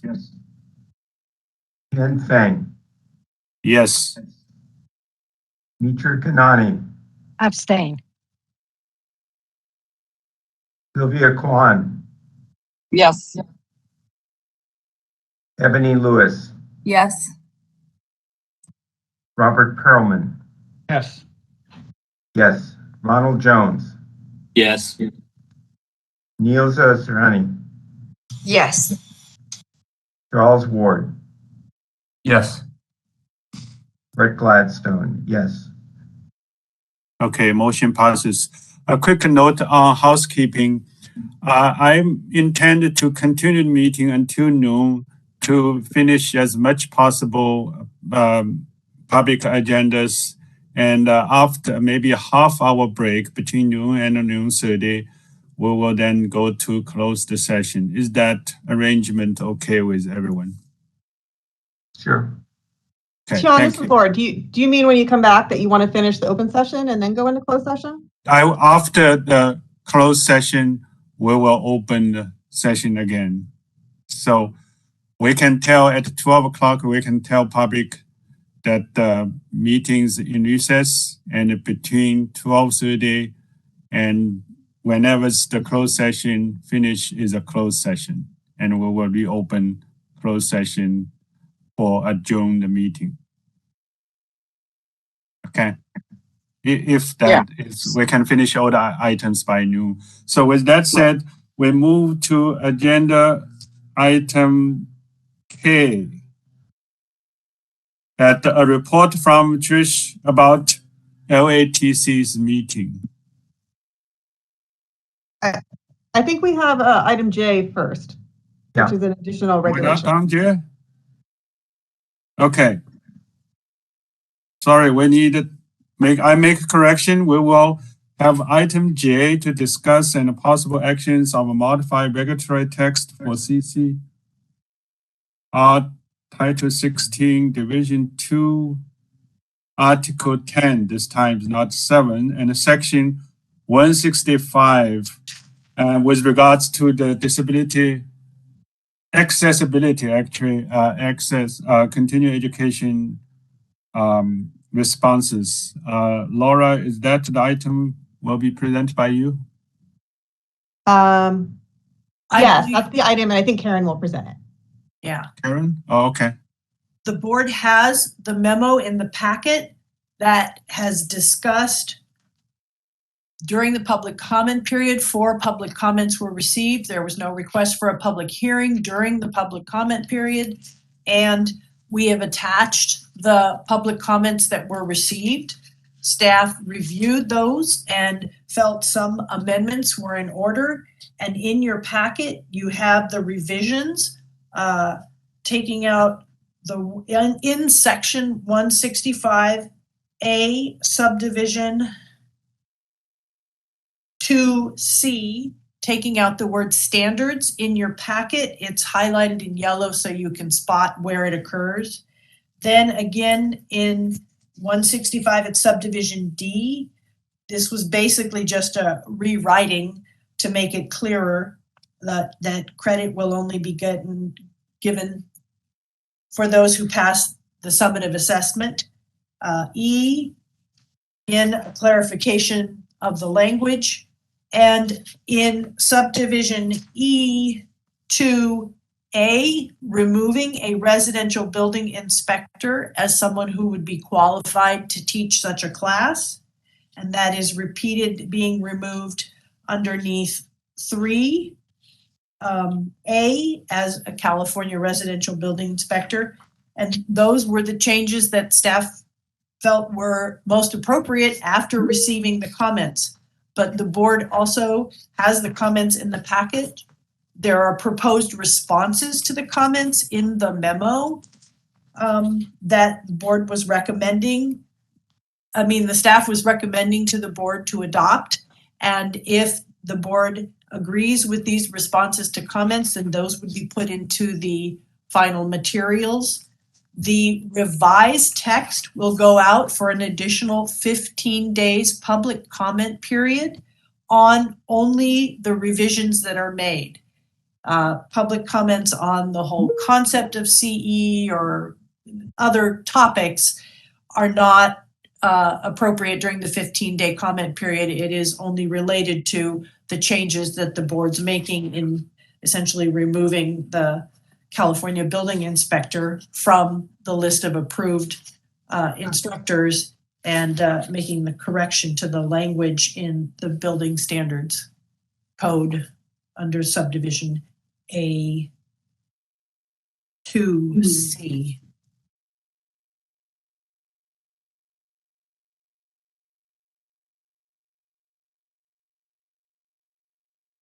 And I certainly hope that you have looked at this in some detail before now, because this was the big item with a lot more involvement from the public. Yeah, this morning was, well, anyway, what is the possibility, Laura, to defer this item for the next meeting? Well, I will ask Karen where we are in the process in terms of the timing. What's the need to postpone it? You think that board members need more time to review it? I feel so. I also want to have a potential benefit to route this to the PQC committee, since they are going to meet at the end of March, potentially. I don't know if we have a good handle on this, and then let's open up the discussion a little bit and decide what to do. Well, can I ask Karen to first address maybe the timing, because I'm not sure we have the ability to refer it back to committee. We're already in the process, I think. So I don't recall offhand if PQ's already talked about this, but the package was published November 12th. And the board has a year to finish the rulemaking under that notice that was published. So there is not a deadline pressure on this. This is not something that's gone final at OAL or has those sort of deadlines. If the board wanted to delay it till the next meeting, we would still be able to get this package completed within the 1 year. Let's hear out from our board members, see which direction we will go. Sunny, you have your hand up. Yes, thanks. I'd be okay if we postpone this, but I have some questions about it that even if we do postpone it would help me in moving forward, especially if it goes back into our committee. Okay, all the public comments make sense to me, and the responses all make sense to me, and what the language that's been changed due to those comments makes sense to me. The 2 points of language that I'm not, and maybe I'm misreading this, I've read it a couple times quickly, but in what section is this? 165 D and E. Was that language changed due to any of the public comments, or was that just as part of this process a time to clean that language up?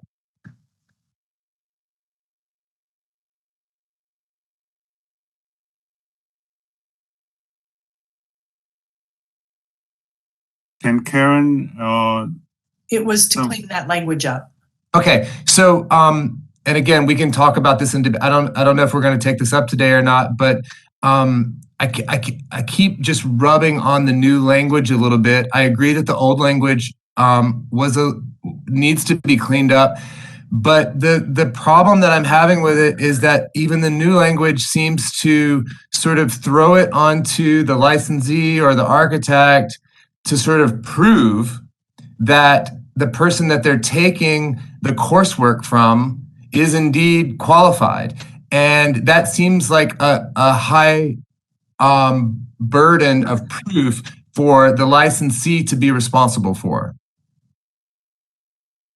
That's my concern. So, yeah. Laura, I mean, part of that may stem from the fact that the board doesn't have the authority to approve providers of CE. So really the only way to put any, I guess, further teeth into this requirement is to make more stringent requirements that the licensee is going to need to follow. But we can't approve or disapprove providers. Okay, so so why not? Unfortunately, really on the licensee to take a course that meets the requirements. Right, but I guess it begs the question, why not? Why is it possible to obtain that ability through we do not have statutory legislation? Authority to do that, no. Right, so do we have to start moving if we that did along? that, it would be a cost on the board. And when this requirement was enacted, we were absorbing this within our existing workload. We couldn't absorb approving providers, so that would be an additional cost increase. I just don't know how you can ask people to sort of like take the burden of proof upon themselves to prove like who these people are, you know? That's my concern, and I totally understand why there's the want to do this, but it feels like a little bit of a trap to me. So yes, this is actually both Sunny and Sylvia kind of tee up for my reasoning why I'm thinking potentially defer this. Two main reasons. Over the years, the committee of PQC and quite a few board members have vague understanding our role in terms of provide or securing quality of our trainers. And that was an ongoing discussion. And we want to see if this rulemaking process can daylight this debate and making our future rules more clear in terms of what kind of business we want to get into it. Two is we are in the midst of implementing another continuing education of zero net carbon design. And I connect that two discussion as a one, and to see what kind of impact we have on our rulemaking process in continuing education requirement. So that is thoughts behind a potential action on deferring this items. So anyway. John, this is Laura. If I can just interject. So there are two separate requirements. So the requirement to adopt these regulations needs to be done by January 1 of 2023. And it stems from our last sunset review bill. We've gone about as far as we can in this regulation in terms of what our authority is. We would have to go back to the legislature to ask for something more than that. And we would have to then also ask for additional resources. But we still have to meet the January 1, 2023 requirement. AB 1010 from last year for the zero net carbon design has a different statutory deadline, and we can't tie the two packages together because we won't meet this statutory requirement. No, I agree. We may not physically combine the two rulemaking process, but in our policy consistency context, we can address them in a way if we have a plan in mind. Which is what we are doing as we draft the AB 1010. Okay, we have Sunny and we have Mitra. Sunny first. I think the text changes in the items that I brought up are much more complicated discussion and a much longer debate than I think we have time today for. So I'd like to propose a compromise that we strike those changes from today's debate, move it forward, and we simply respond to the public comment changes and take care of that action today. Am I missing something? Like, what was the item that was taken up in November that's requiring those two items to be changed? I feel like I'm forgetting the connection and what is pushing this deadline on those two items and how it relates to the overall ADA CE work. So Karen, correct me if I'm wrong. The board has already approved this language. The board is in the rulemaking process. We put the language out for comment. We received public comment. And so in order to respond to those comments and address the comments we felt we needed to make changes to and that we felt the comments were valid, that's the proposed language you have. But the board has approved the language itself and the rulemaking and initiating the rulemaking process. So we're now in the midst of that process. Is that true that because there's changes based on the public comment, but are you saying that the I forget. I have to hang on. Let me change my screen real fast so I can see the. Are you saying that items D and E, which were modified, were already approved by our board? Karen, do you want to respond to that? I don't have it. Let me pull it up in front of me. Before the modifications, it was approved as saying the provider will only give this credit and the provider will use trainers.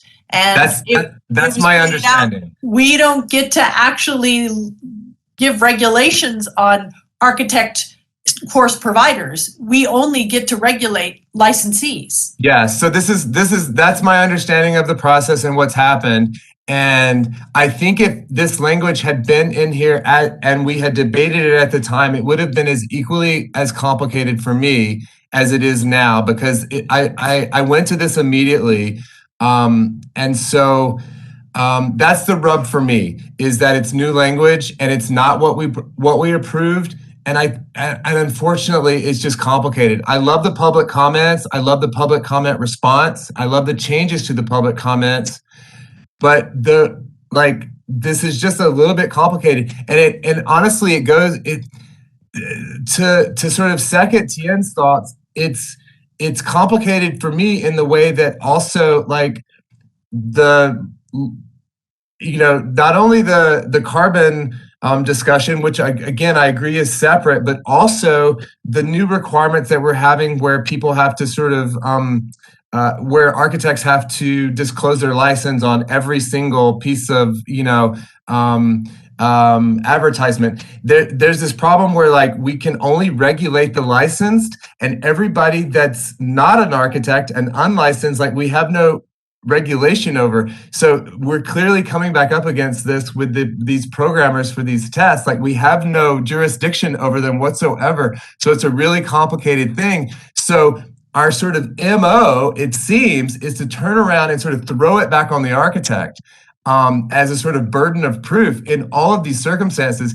And I think that only works to a certain point. And I think I've pointed out in the past that it works when we have certain leadership that sort of understands that that's the sort of realm that we're working within. But once our board is sort of retired and moved on, and once Laura is sort of retired and moved on, you can see we've set up a framework that could become really problematic for the practice.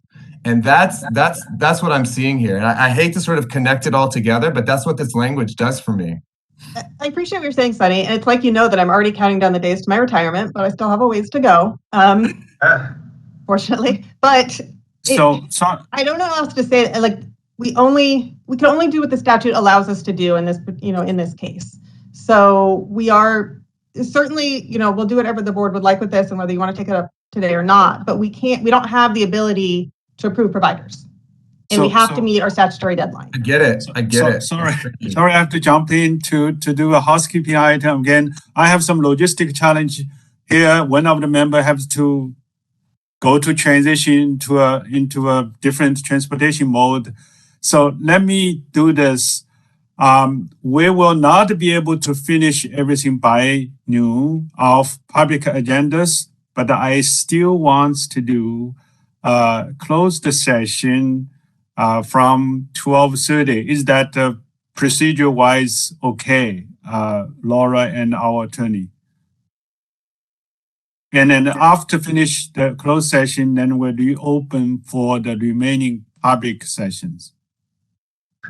Yes, Mr. President, you do have the ability to take items out of order from the agenda. Is it your intent to finish this discussion? That's right. After closed session? Yeah. Okay. So I want to give a chance to Nilza, and since she's rushing into the changing the mode of the communication, Nilza, go ahead. You have any comment?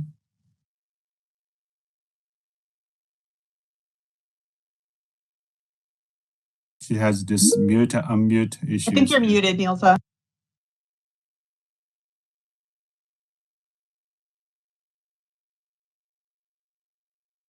Can I hear you, Nilza?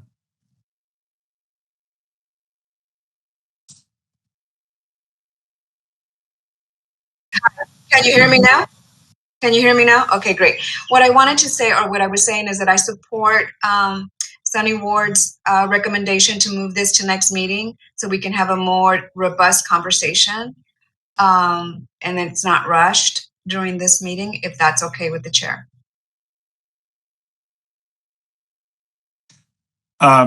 Yes, I actually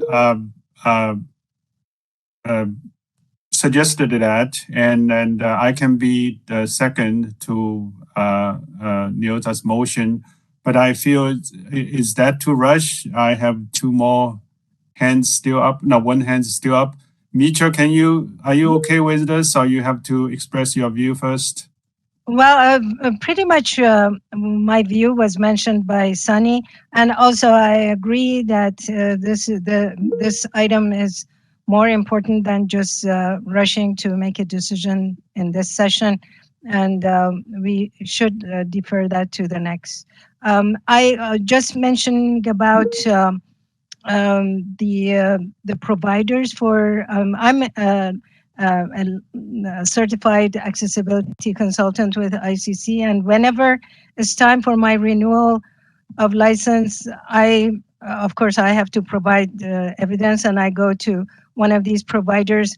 I've never had any content with any of those providers. They are a lot of times they are useless. So I think something needs to be done in that regard as well. Okay. Yota, do you want to make a formal motion to move the second? I think Sunny made it, and I just like to second it. We don't need a motion if there's not going to be any action. Okay, thank you. Okay. And just to note, we are going to need the board meeting as a whole. Our moderator is only available until a little bit before 3. So if the board meeting continues after that, we'll just have to figure out some other. We'll finish way before 3. Hopefully. Okay. Is a half hour too long? Any member willing to take a shorter break? Raise your hand. If not, it's a half hour break. Shorter's fine with me. Oh, half really? hour's fine. Half hour's fine with me. Doesn't matter. I'm open to whatever everybody else wants to do. Let's do half hour then. Okay. Okay. All right, we will reconvene our meeting, but go direct to close the session at 12:30. Thank you. See you then. Bye. Bye-bye. Yes, we'll need to bring back the other meeting participants as well. So you can just hold on just a moment.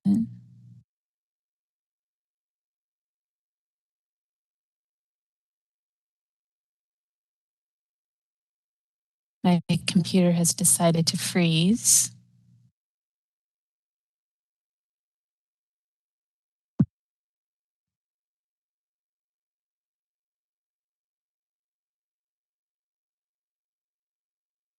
Right. Apologies.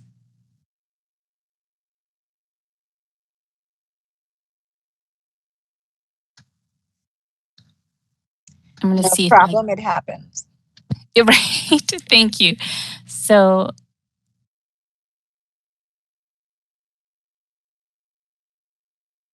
I'm going to see if I can have my co-moderator, Marcus. Oh, he's still an attendee. Okay.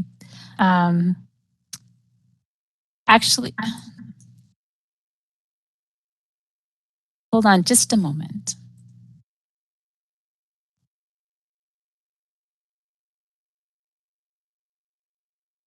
Okay, it's unfrozen again, so bear with me. I'm just going to promote people from the attendee list.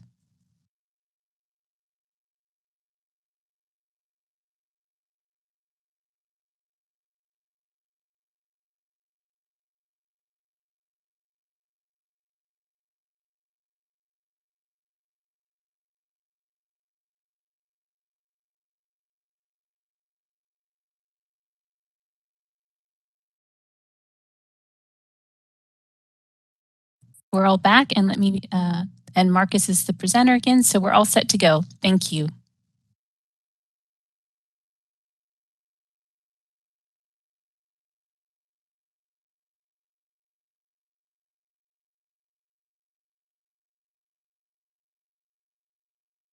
Our legal counsel, we can go to the agenda item right away, right? Without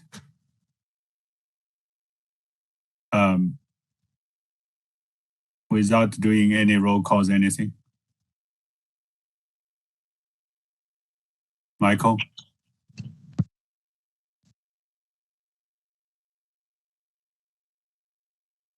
Forgive me, but we're reconvening open session. Yeah. And I think I think we've done so. So we can move to the next item. Yes. Okay, great. Thank you. So we are resume our open meeting, and we are at agenda K. which Trish will give us a report about recent LATC meeting.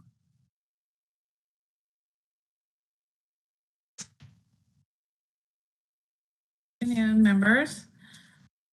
I have an update from our most recent meeting, as well as a couple of action items. First, I'll start with the LATC met by teleconference on January 27th. During the meeting, the Office of Professional Examination Services presented its analysis on the performance of candidates before and after a policy change to allow early entrance to certain sections of the national layer.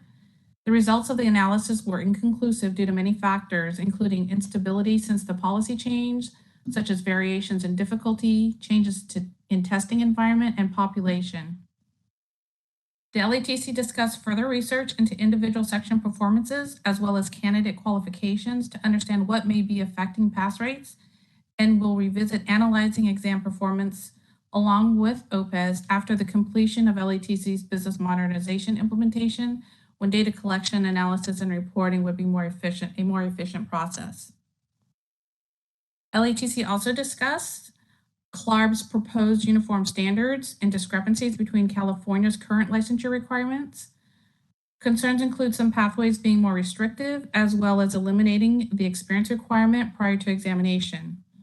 In response, LATC appointed a subcommittee consisting of John Roshinsky and Pamela Brief to develop a recommendation on CLARB's bylaws and appoint a delegate to vote during CLARB's mid-year update meeting on April 20th.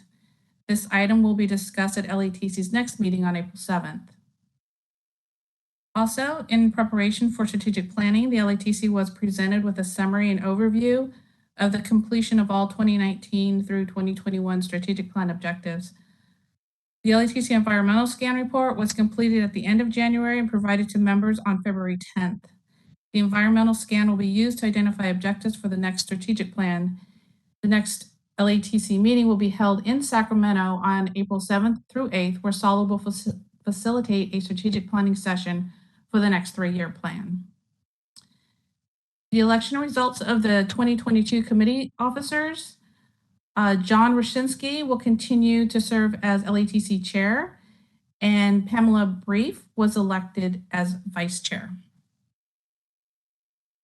Any questions before I move on to the action items? Not from me. Any members? Otherwise, Tricia will continue. I have one, Robert Pearman. So I guess you just got the environmental scan February 10th, so obviously too soon to have any reaction to it yet.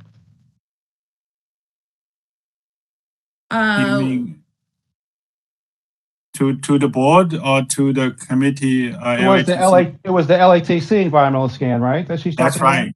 Yeah, so I'm saying you've obviously, or I just want to confirm, it's been too quick a turnaround for you to have any response or reaction to it yet. The survey was, sent out to our stakeholders, and that's all collected in the report. So the report is what was sent out on February 11th, and that will be discussed during strategic planning. I think that answers my question. Yeah. Okay, continue, Trish. The next item has a high degree of public interest as it expands pathways to licensure in both education and experience areas. On December 1st of last year, the final rulemaking package to amend the education and training credits rulemaking package was submitted to the Office of Administrative Law. On January 11th of this year, OAL reviewing attorney notified LATC staff of an issue with the proposed text and initial statement of reasons.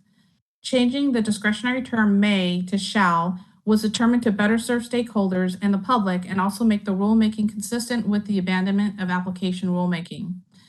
Therefore, on January 12th, the proposal was withdrawn from OAL review and staff worked with legal counsel to prepare the necessary documents and issue a 15-day notice of second modified text and the addendum to the initial statement of reasons.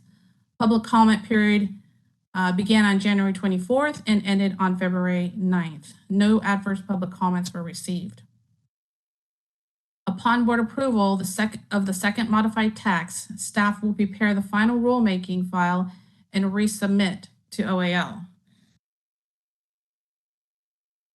The board is asked to consider a motion to move to adopt the second modified text for Article 1, Division 26, Title 16, at Section 2620, direct staff to prepare and submit the rulemaking documents to the Director of the Department of Consumer Affairs and the Business Consumer Services and Housing Agency for review, and since no adverse comments were received during the public comment period, authorize the executive officer to make any technical or non-substantive changes that may be required in completing the rulemaking file.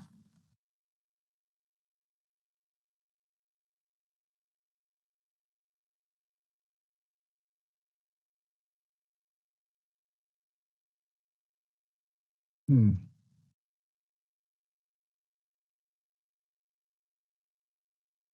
Mm-hmm. Are you, Tricia, are you turning this back to me? Yes, if I could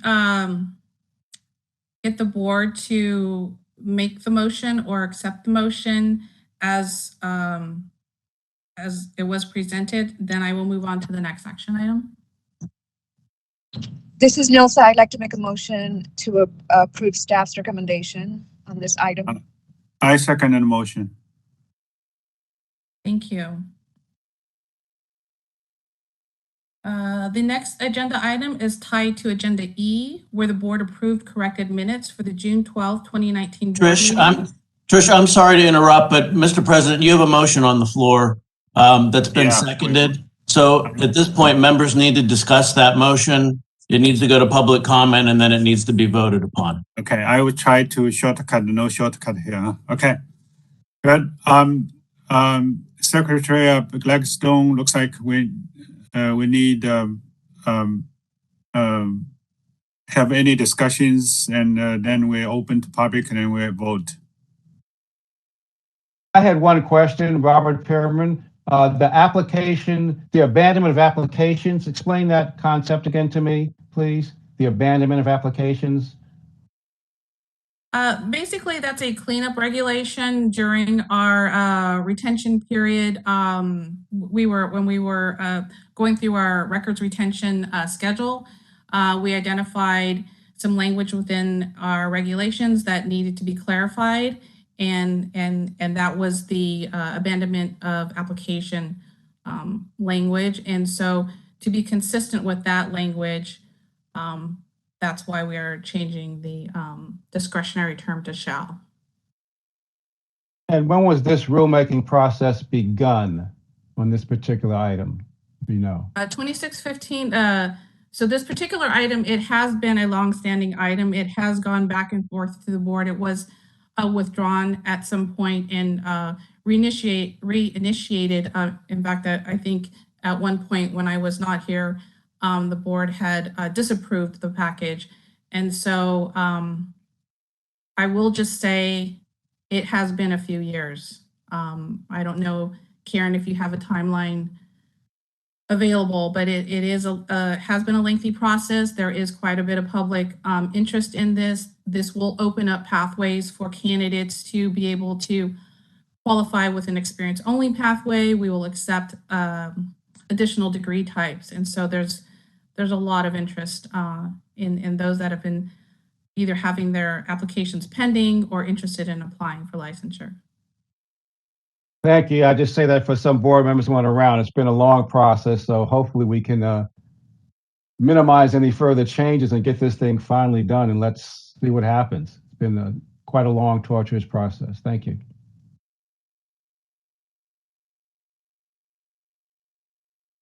Okay, with that said, we can open to public comment. All right, this is the moderator, and the question and answer panel is now available. If any member of the public would like to make a comment on agenda item K, please type comment in the field in the lower right-hand corner of your screen and submit it to all panelists, or you may simply raise your hand. We are displaying instructions and we'll give you a moment.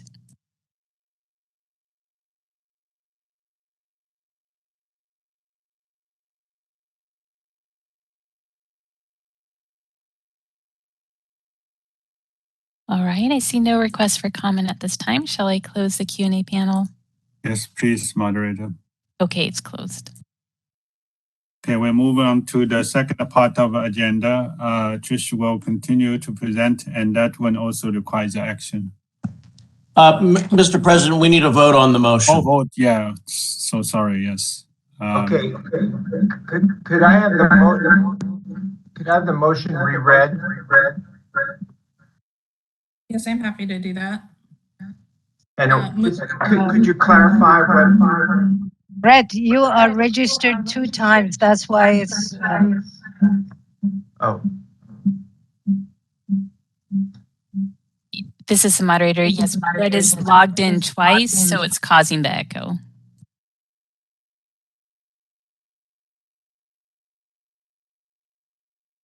Okay, he should be good to go now. He's just logged in once now. Could you clarify whether we're voting on K1 and 2 at the same time or just K1 now? This is Trish. Just K1, please.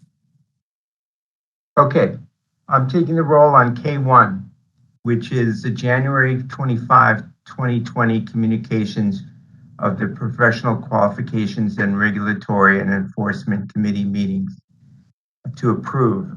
Jen Fang.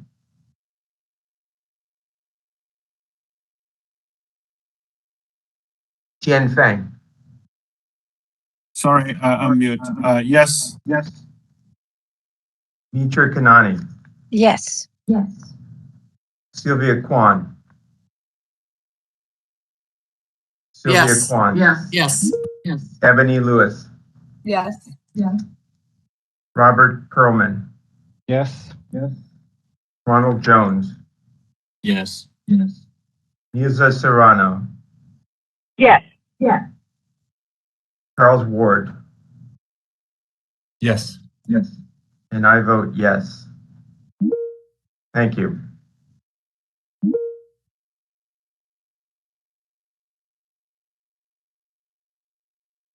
I just wanted to clarify. It's agenda item K2I, which is discuss and possible action on California Code of Regulations, sections 2615 and 2620. I will move on to the action item. We just voted on K1 only, by the way. So this is Laura. So I think confusion. It's item K.2, which is the LATC information, and they have 2 regulatory packages under that. That was the vote on the first regulation. Am I still hearing an echo from somebody?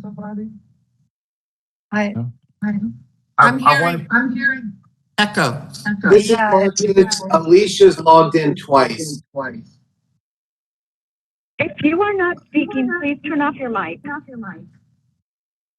I'd like to clarify something. I read before roll call, I stated the following. I stated we're voting on K1 only, and then the roll was called, just so you know.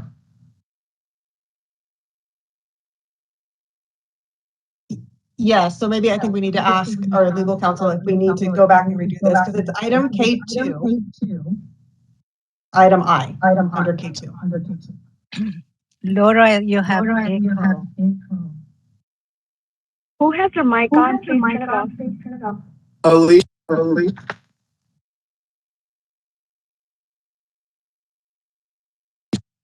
Laura, Alicia's logged in twice. That's why we're getting the echo. She's muted. I think it was Trish. She just turned herself into mute, so I think we're good now. No more echo. Okay, is that better? Yeah. Okay, so Michael, maybe if we can ask you the question, do we need to redo that to be clear as to what item we were voting on? I don't think so. I think there was a confusion because you had 3 levels. You have K 1 and 2, and then 2 has 1 and 2, little I and the Roman numeral double I underneath that. But I think in the context, the motion was read, in terms of the report on K2I. Okay, great, thank you. So now we'll be on K2, double I.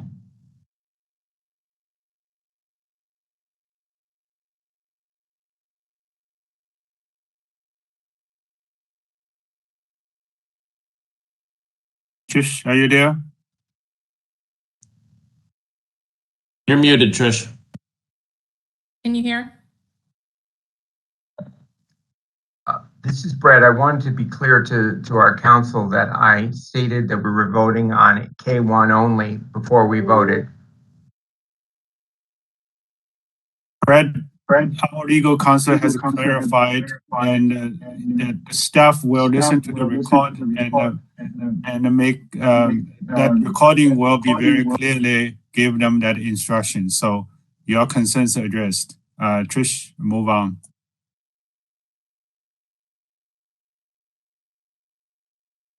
This next item is tied to Agenda E, where the board approved corrected minutes for the June 12, 2019 board meeting.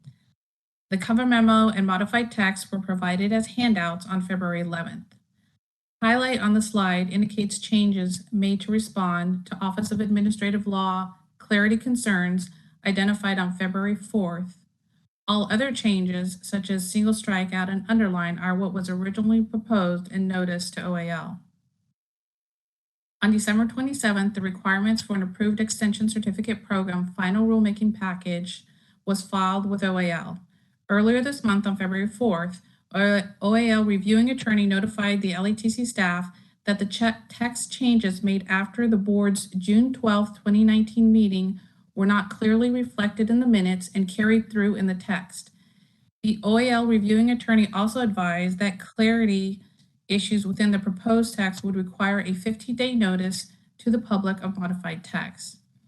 On February 8th, the proposal was withdrawn from OAL review, and staff worked with legal counsel to prepare the necessary documents to issue the 15-day notice of modified text indicating changes to subdivisions B, C, D, and J. The next steps upon board approval of the modified text, staff will issue a 15-day notice of modified text, and if no adverse comments are received, staff will prepare the final rulemaking file and resubmit to OAL. The board is asked to move to adopt the proposed modified text for Article 1, Division 26, Title 16 at Section 2620.5, direct staff to prepare and submit rulemaking documents to the Director of the Department of Consumer Affairs and the Business, Consumer Services, and Housing Agency for review, and if no adverse comments are received during the public comment period, authorize the executive officer to make any technical or non-substantive changes that may be required in completing the rulemaking file. That completes my update.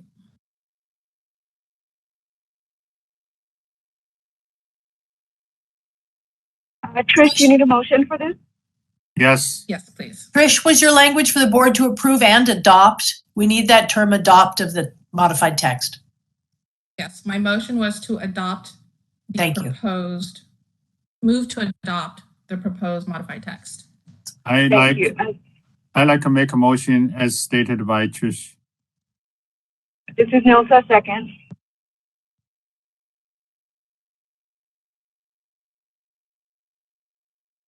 Any discussions before we open for public comment? Let's open for public comment.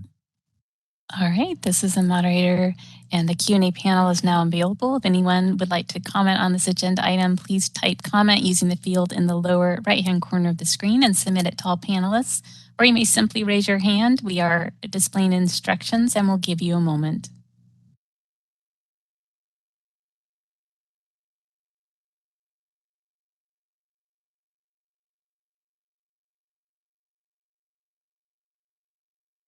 All right, I see no requests for comment at this time. Shall I close the Q&A panel?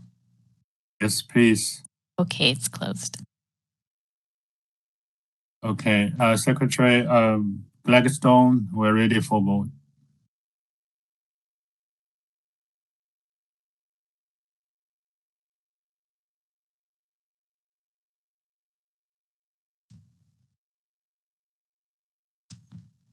Brad, are you there?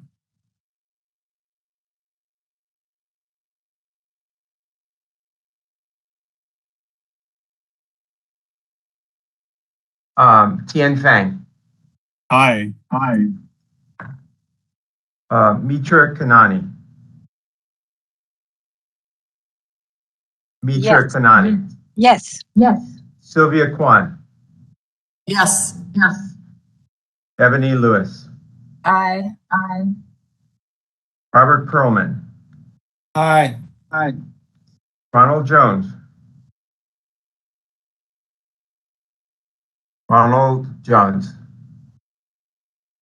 I'll come back. Nielsa Serrano, Yes. Charles Ward. Yes. I'm coming back to Ronald Jones. Sorry, we have to. Ron is actually signed off from the meeting. He signed out. Okay, and myself, aye. Okay, Mr. President. Okay, motion passes. Someone has to turn off. I think, Brad, that's your system is creating the reverberation. If you are not speaking, please turn off your mic, please. Okay, we are moving to next agenda item. Agenda H is update and discussion of NCOB activities. I think Laura will do that presentation, but I think we can leave the H3 to the next meeting. It is a very comprehensive, to be lengthy discussion if we had the opportunity to actually study these resolutions. So I suggest, Laura, we quickly review item 1 and 2 and mention item 3. And I don't think we need any actions, and we'll move on to the next agenda. Okay, do you want me to take up item G, which is the executive officer's report first, or start with item Yes, H? item G. Sorry. Okay. Yeah. No problem. So back to item G, we're going to go back to regular order. Thank you for your patience, everyone. So I'm just going to briefly run through the report. See, the report we completed, it runs through December, so it doesn't show any meetings, but we did have all the committees meet in January. And PQ will meet again next month. Let's see. There's a budget update, which we've talked about in terms of with the fee regulation, but I also want to note on the business modernization update that we are in the process right now of evaluating the bids for the vendor to implement the software. So that has been a learning process for myself and the other programs involved, but the process is going well. We do that with state oversight. So hopefully we will be able to implement the new system on schedule.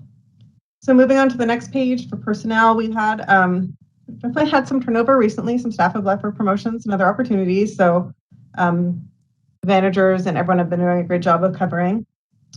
On outreach, I'm going to participate in a virtual meeting with NCARB at the end of next month, USC, and we'll continue to do those as they come up. And then moving on to page 3, we have details on the regulatory proposals. I won't go into these in depth, but I do want to thank all the staff and particularly Karen Halbo for all their work on these. As you can tell from our previous discussion, it is very time consuming to work on these. So I just appreciate everyone's efforts. I did want to mention the second one listed is on section 135, which is advertising. The public comment period for that proposal closes today.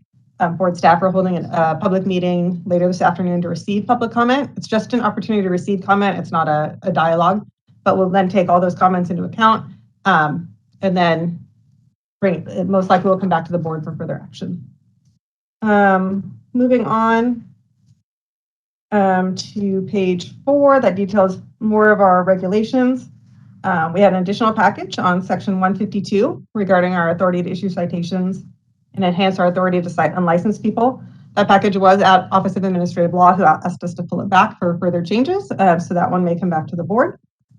And then on to page 5, we have the status of the LADC regulations, which and you just took up a few of them. And so going on to page 8, I have we have the licensing statistics. We don't yet have the typical comparison between the California pass rate and the national. So that'll be in the next report. And if I have additional details, I'll send that out as an interim report.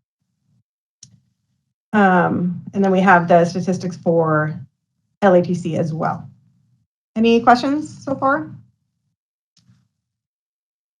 And then moving on to page 10, enforcement information. There's our complaints by the last few quarters in the last fiscal year. And we summarize at the bottom of page 10 the most common violations we received, which are unlicensed practice, professional misconduct, negligence, and contract violations. And then also failure of a coursework audit for licensees going through renewal. And then on page 11, we detail the enforcement actions that we've taken. And then so detail those, and then LATC didn't have any actions to report for that period. Are there any questions?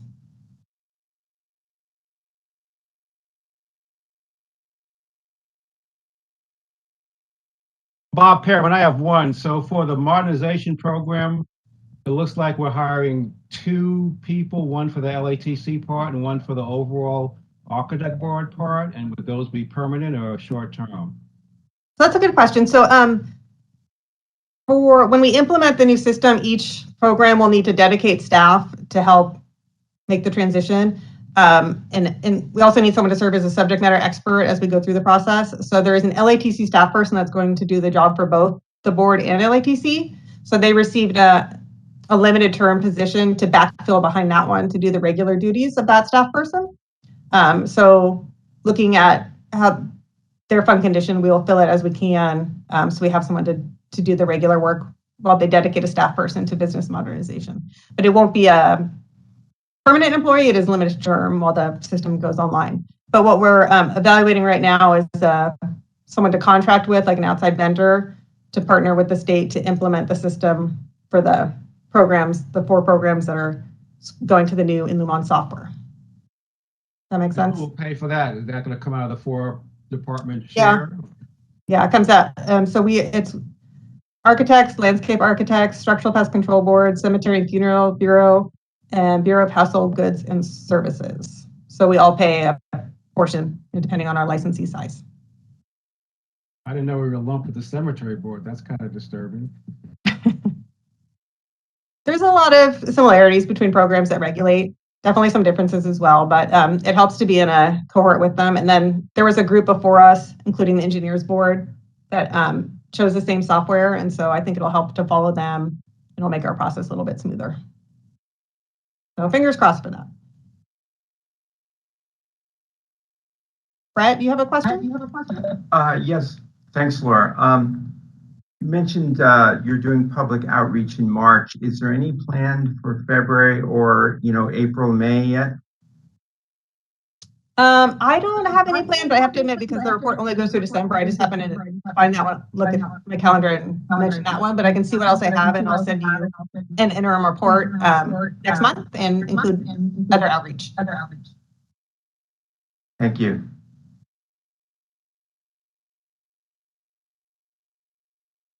Brad, you need to constantly turn off your microphone whenever you can. Okay. With that said, we don't need a public comment for this action, or this item requires no action. And we move to next agenda item. As we discussed, we will briefly have Laura reporting on NCOB activities. Sure, but I think Michael's going to tell me we need public comment on item. We do. We do? Oh, okay.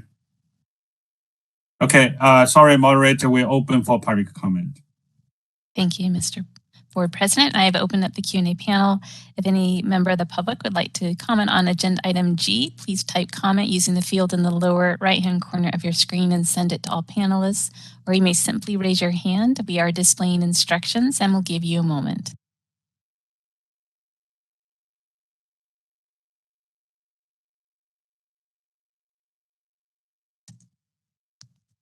All right, I see no request for comment at this time. Shall I close the Q&A panel? Yes, please. Okay, it's closed. Okay, Laura, item H about NCOB. H. So just briefly, I don't know if any members have any updates on the committees. My member board executive committee has been meeting, but we're just planning for the regional summit, which will be a hybrid event. So if there aren't any other updates, Sylvia, do you have anything you want to add? Committee meetings? Well, I noticed that on our agenda, you're going to go over all of the proposed resolutions. Are you going to still do that, or are we? Probably not. So it takes a long time, and some of resolutions pretty important. I would urge members to read these, study these resolutions carefully, and we want to have our positions in the June meeting, and they will still give us enough time. The delegates can take action. Laura, right? That's the timeline at the actual summit. Oh, not actual annual business meeting. That'll Right. be So the resolutions will be acted on at the June annual business meeting. The board meets again in May, but if members want to, in the interim, either before the May meeting, review them individually and let me know if you have comments, and then we can put them again on the May agenda for final comments. So yeah, and feel free to contact me and Laura. I would CC both of us, and we can respond to any questions. But honestly, a lot of it is housekeeping. And the most important one, of course, is, and by the way, it will not be controversial. I think we're going to get pretty universal.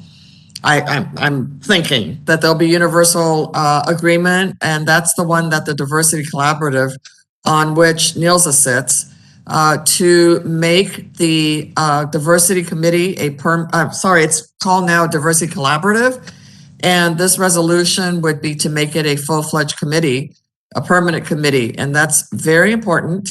But I believe that it will not be controversial and it will pass. So that's the one that's the most important, honestly. The rest is not that. I didn't see anything else that was really earth-shattering.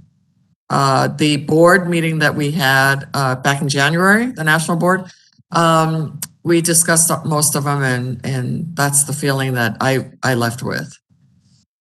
So some of the resolution will indirectly impact us, such mutual recognition agreement, which allow for foreign architects have a reciprocities with us. So California need to look into that, prepare ourselves.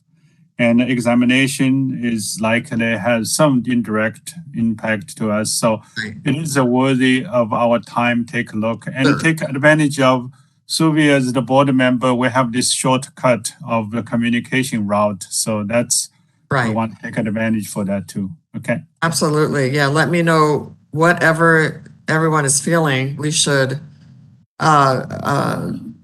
make sure that we participate in March if possible on Zoom, and see what we can how we can impact the conversation even in March. thank you. So that's actually really it for this item. There's the regional summit agenda, just so people have it. I would just mention on the, it's not directly related to the resolutions, but the president of NCARB, Alfred Bedari, sent out a status update on regarding NCARB culture, DEI, and governance. And I think it went out on Wednesday. So if board members didn't get it, I can forward it to you after this meeting. It's kind of a statement from him on where NCARB is at. Yes. Please do. And I have not received. Yeah. Okay, I will send it out after this meeting. With that said, we wrap up this item and we're open for public comments again. Moderator, please. Thank you, Mr. Board President. The Q&A panel is now available. If any member of the public would like to comment on agenda item H, please type comment using the field in the lower right-hand corner of your screen and submit it to all panelists, or you may simply raise your hand. We're displaying instructions and we'll give you a moment.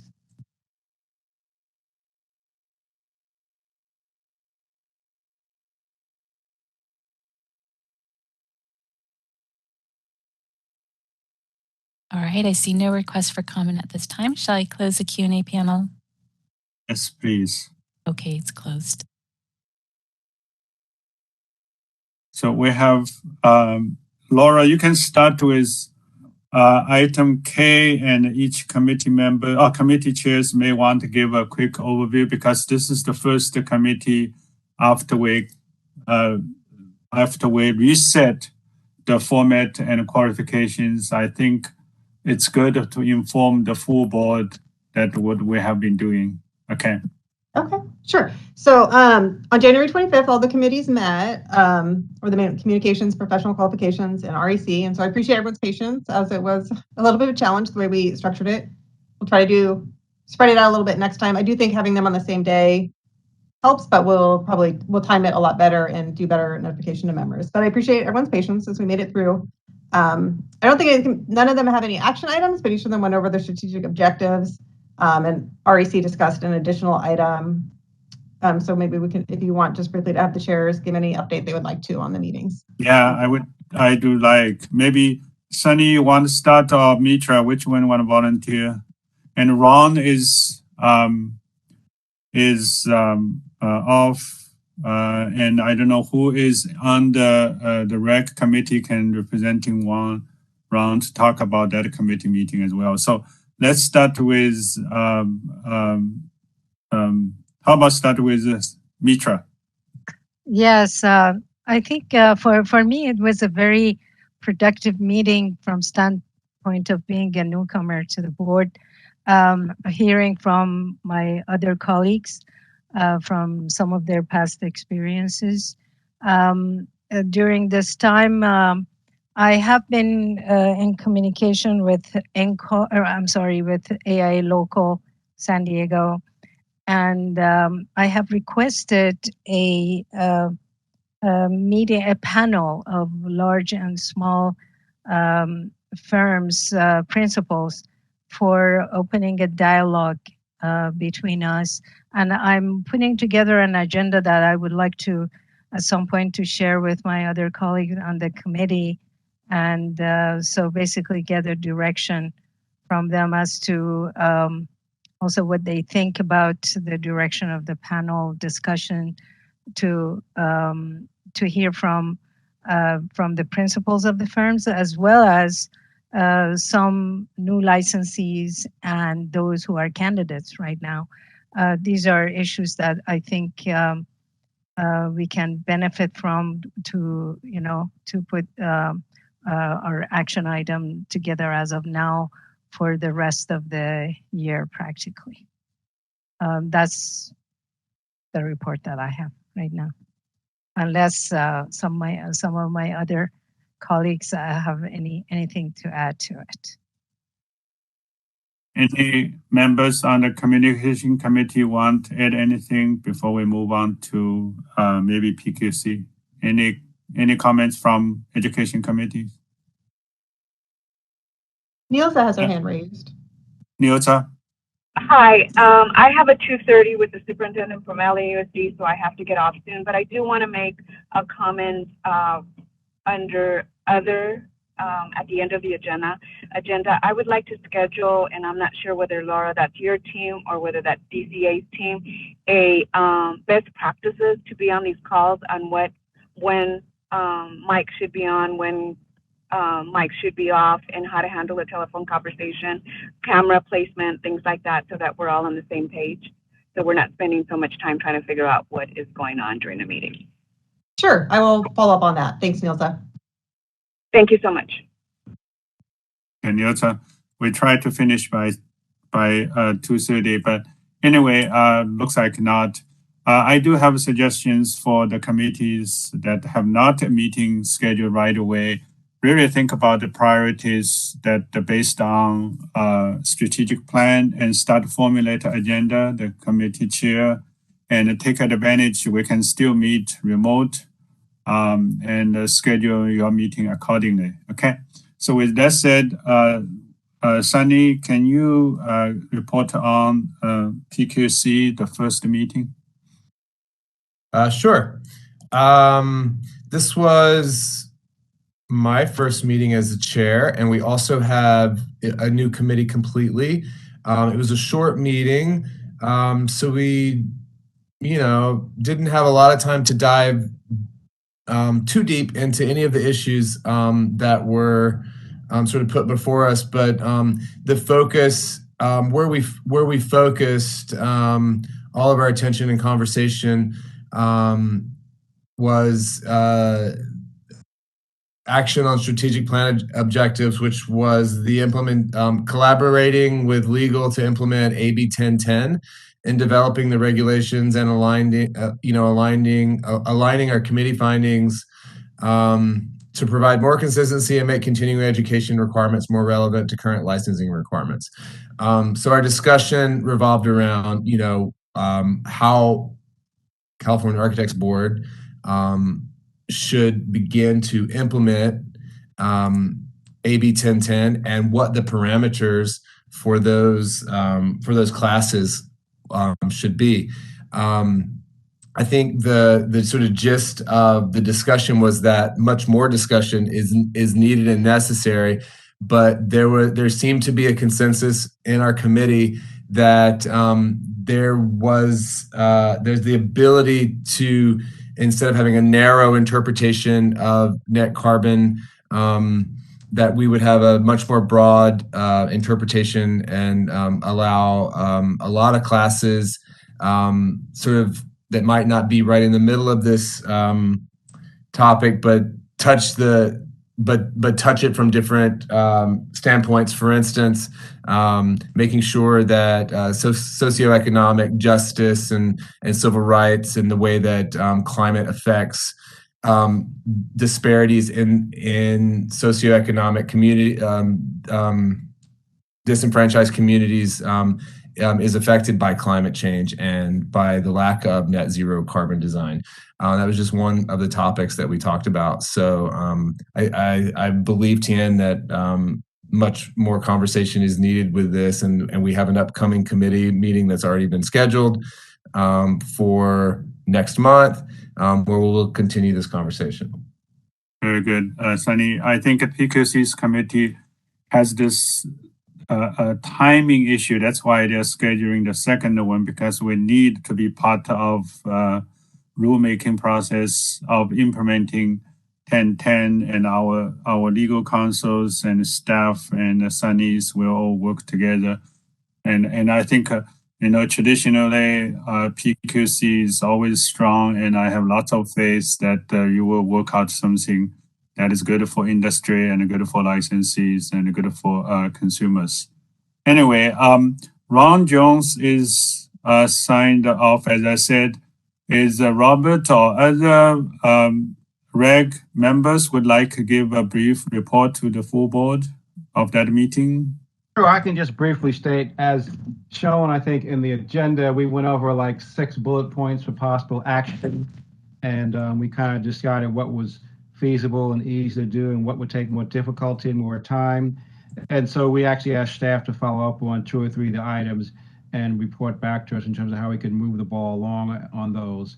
And so we have no real new action done yet, but we are following up those strategic plan goals and, have some information, reports, and action, I'm sure, in the near term from staff that we can work on and evaluate.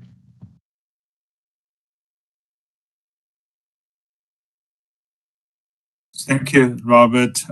Before we go to public comments, just to offer for the communication and the REG committee, if you're thinking about having another meeting, you can take advantage of piggyback on the infrastructure that the staff will set for PQC for Sunny's committee on the last day of March 30th, right, Laura, for that meeting.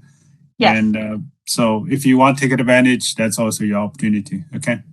So with that said, we can, Laura, you have anything to say before we open to public comment? No, thank you. Okay, we're open to public comment. All right, this is the moderator, and I've opened up the Q&A panel. If any member of the public would like to comment on agenda item K, please type comment using the field in the lower right-hand corner of your screen and submit it to all panelists, or you may simply raise your hand. We are displaying instructions, and we'll give you a moment.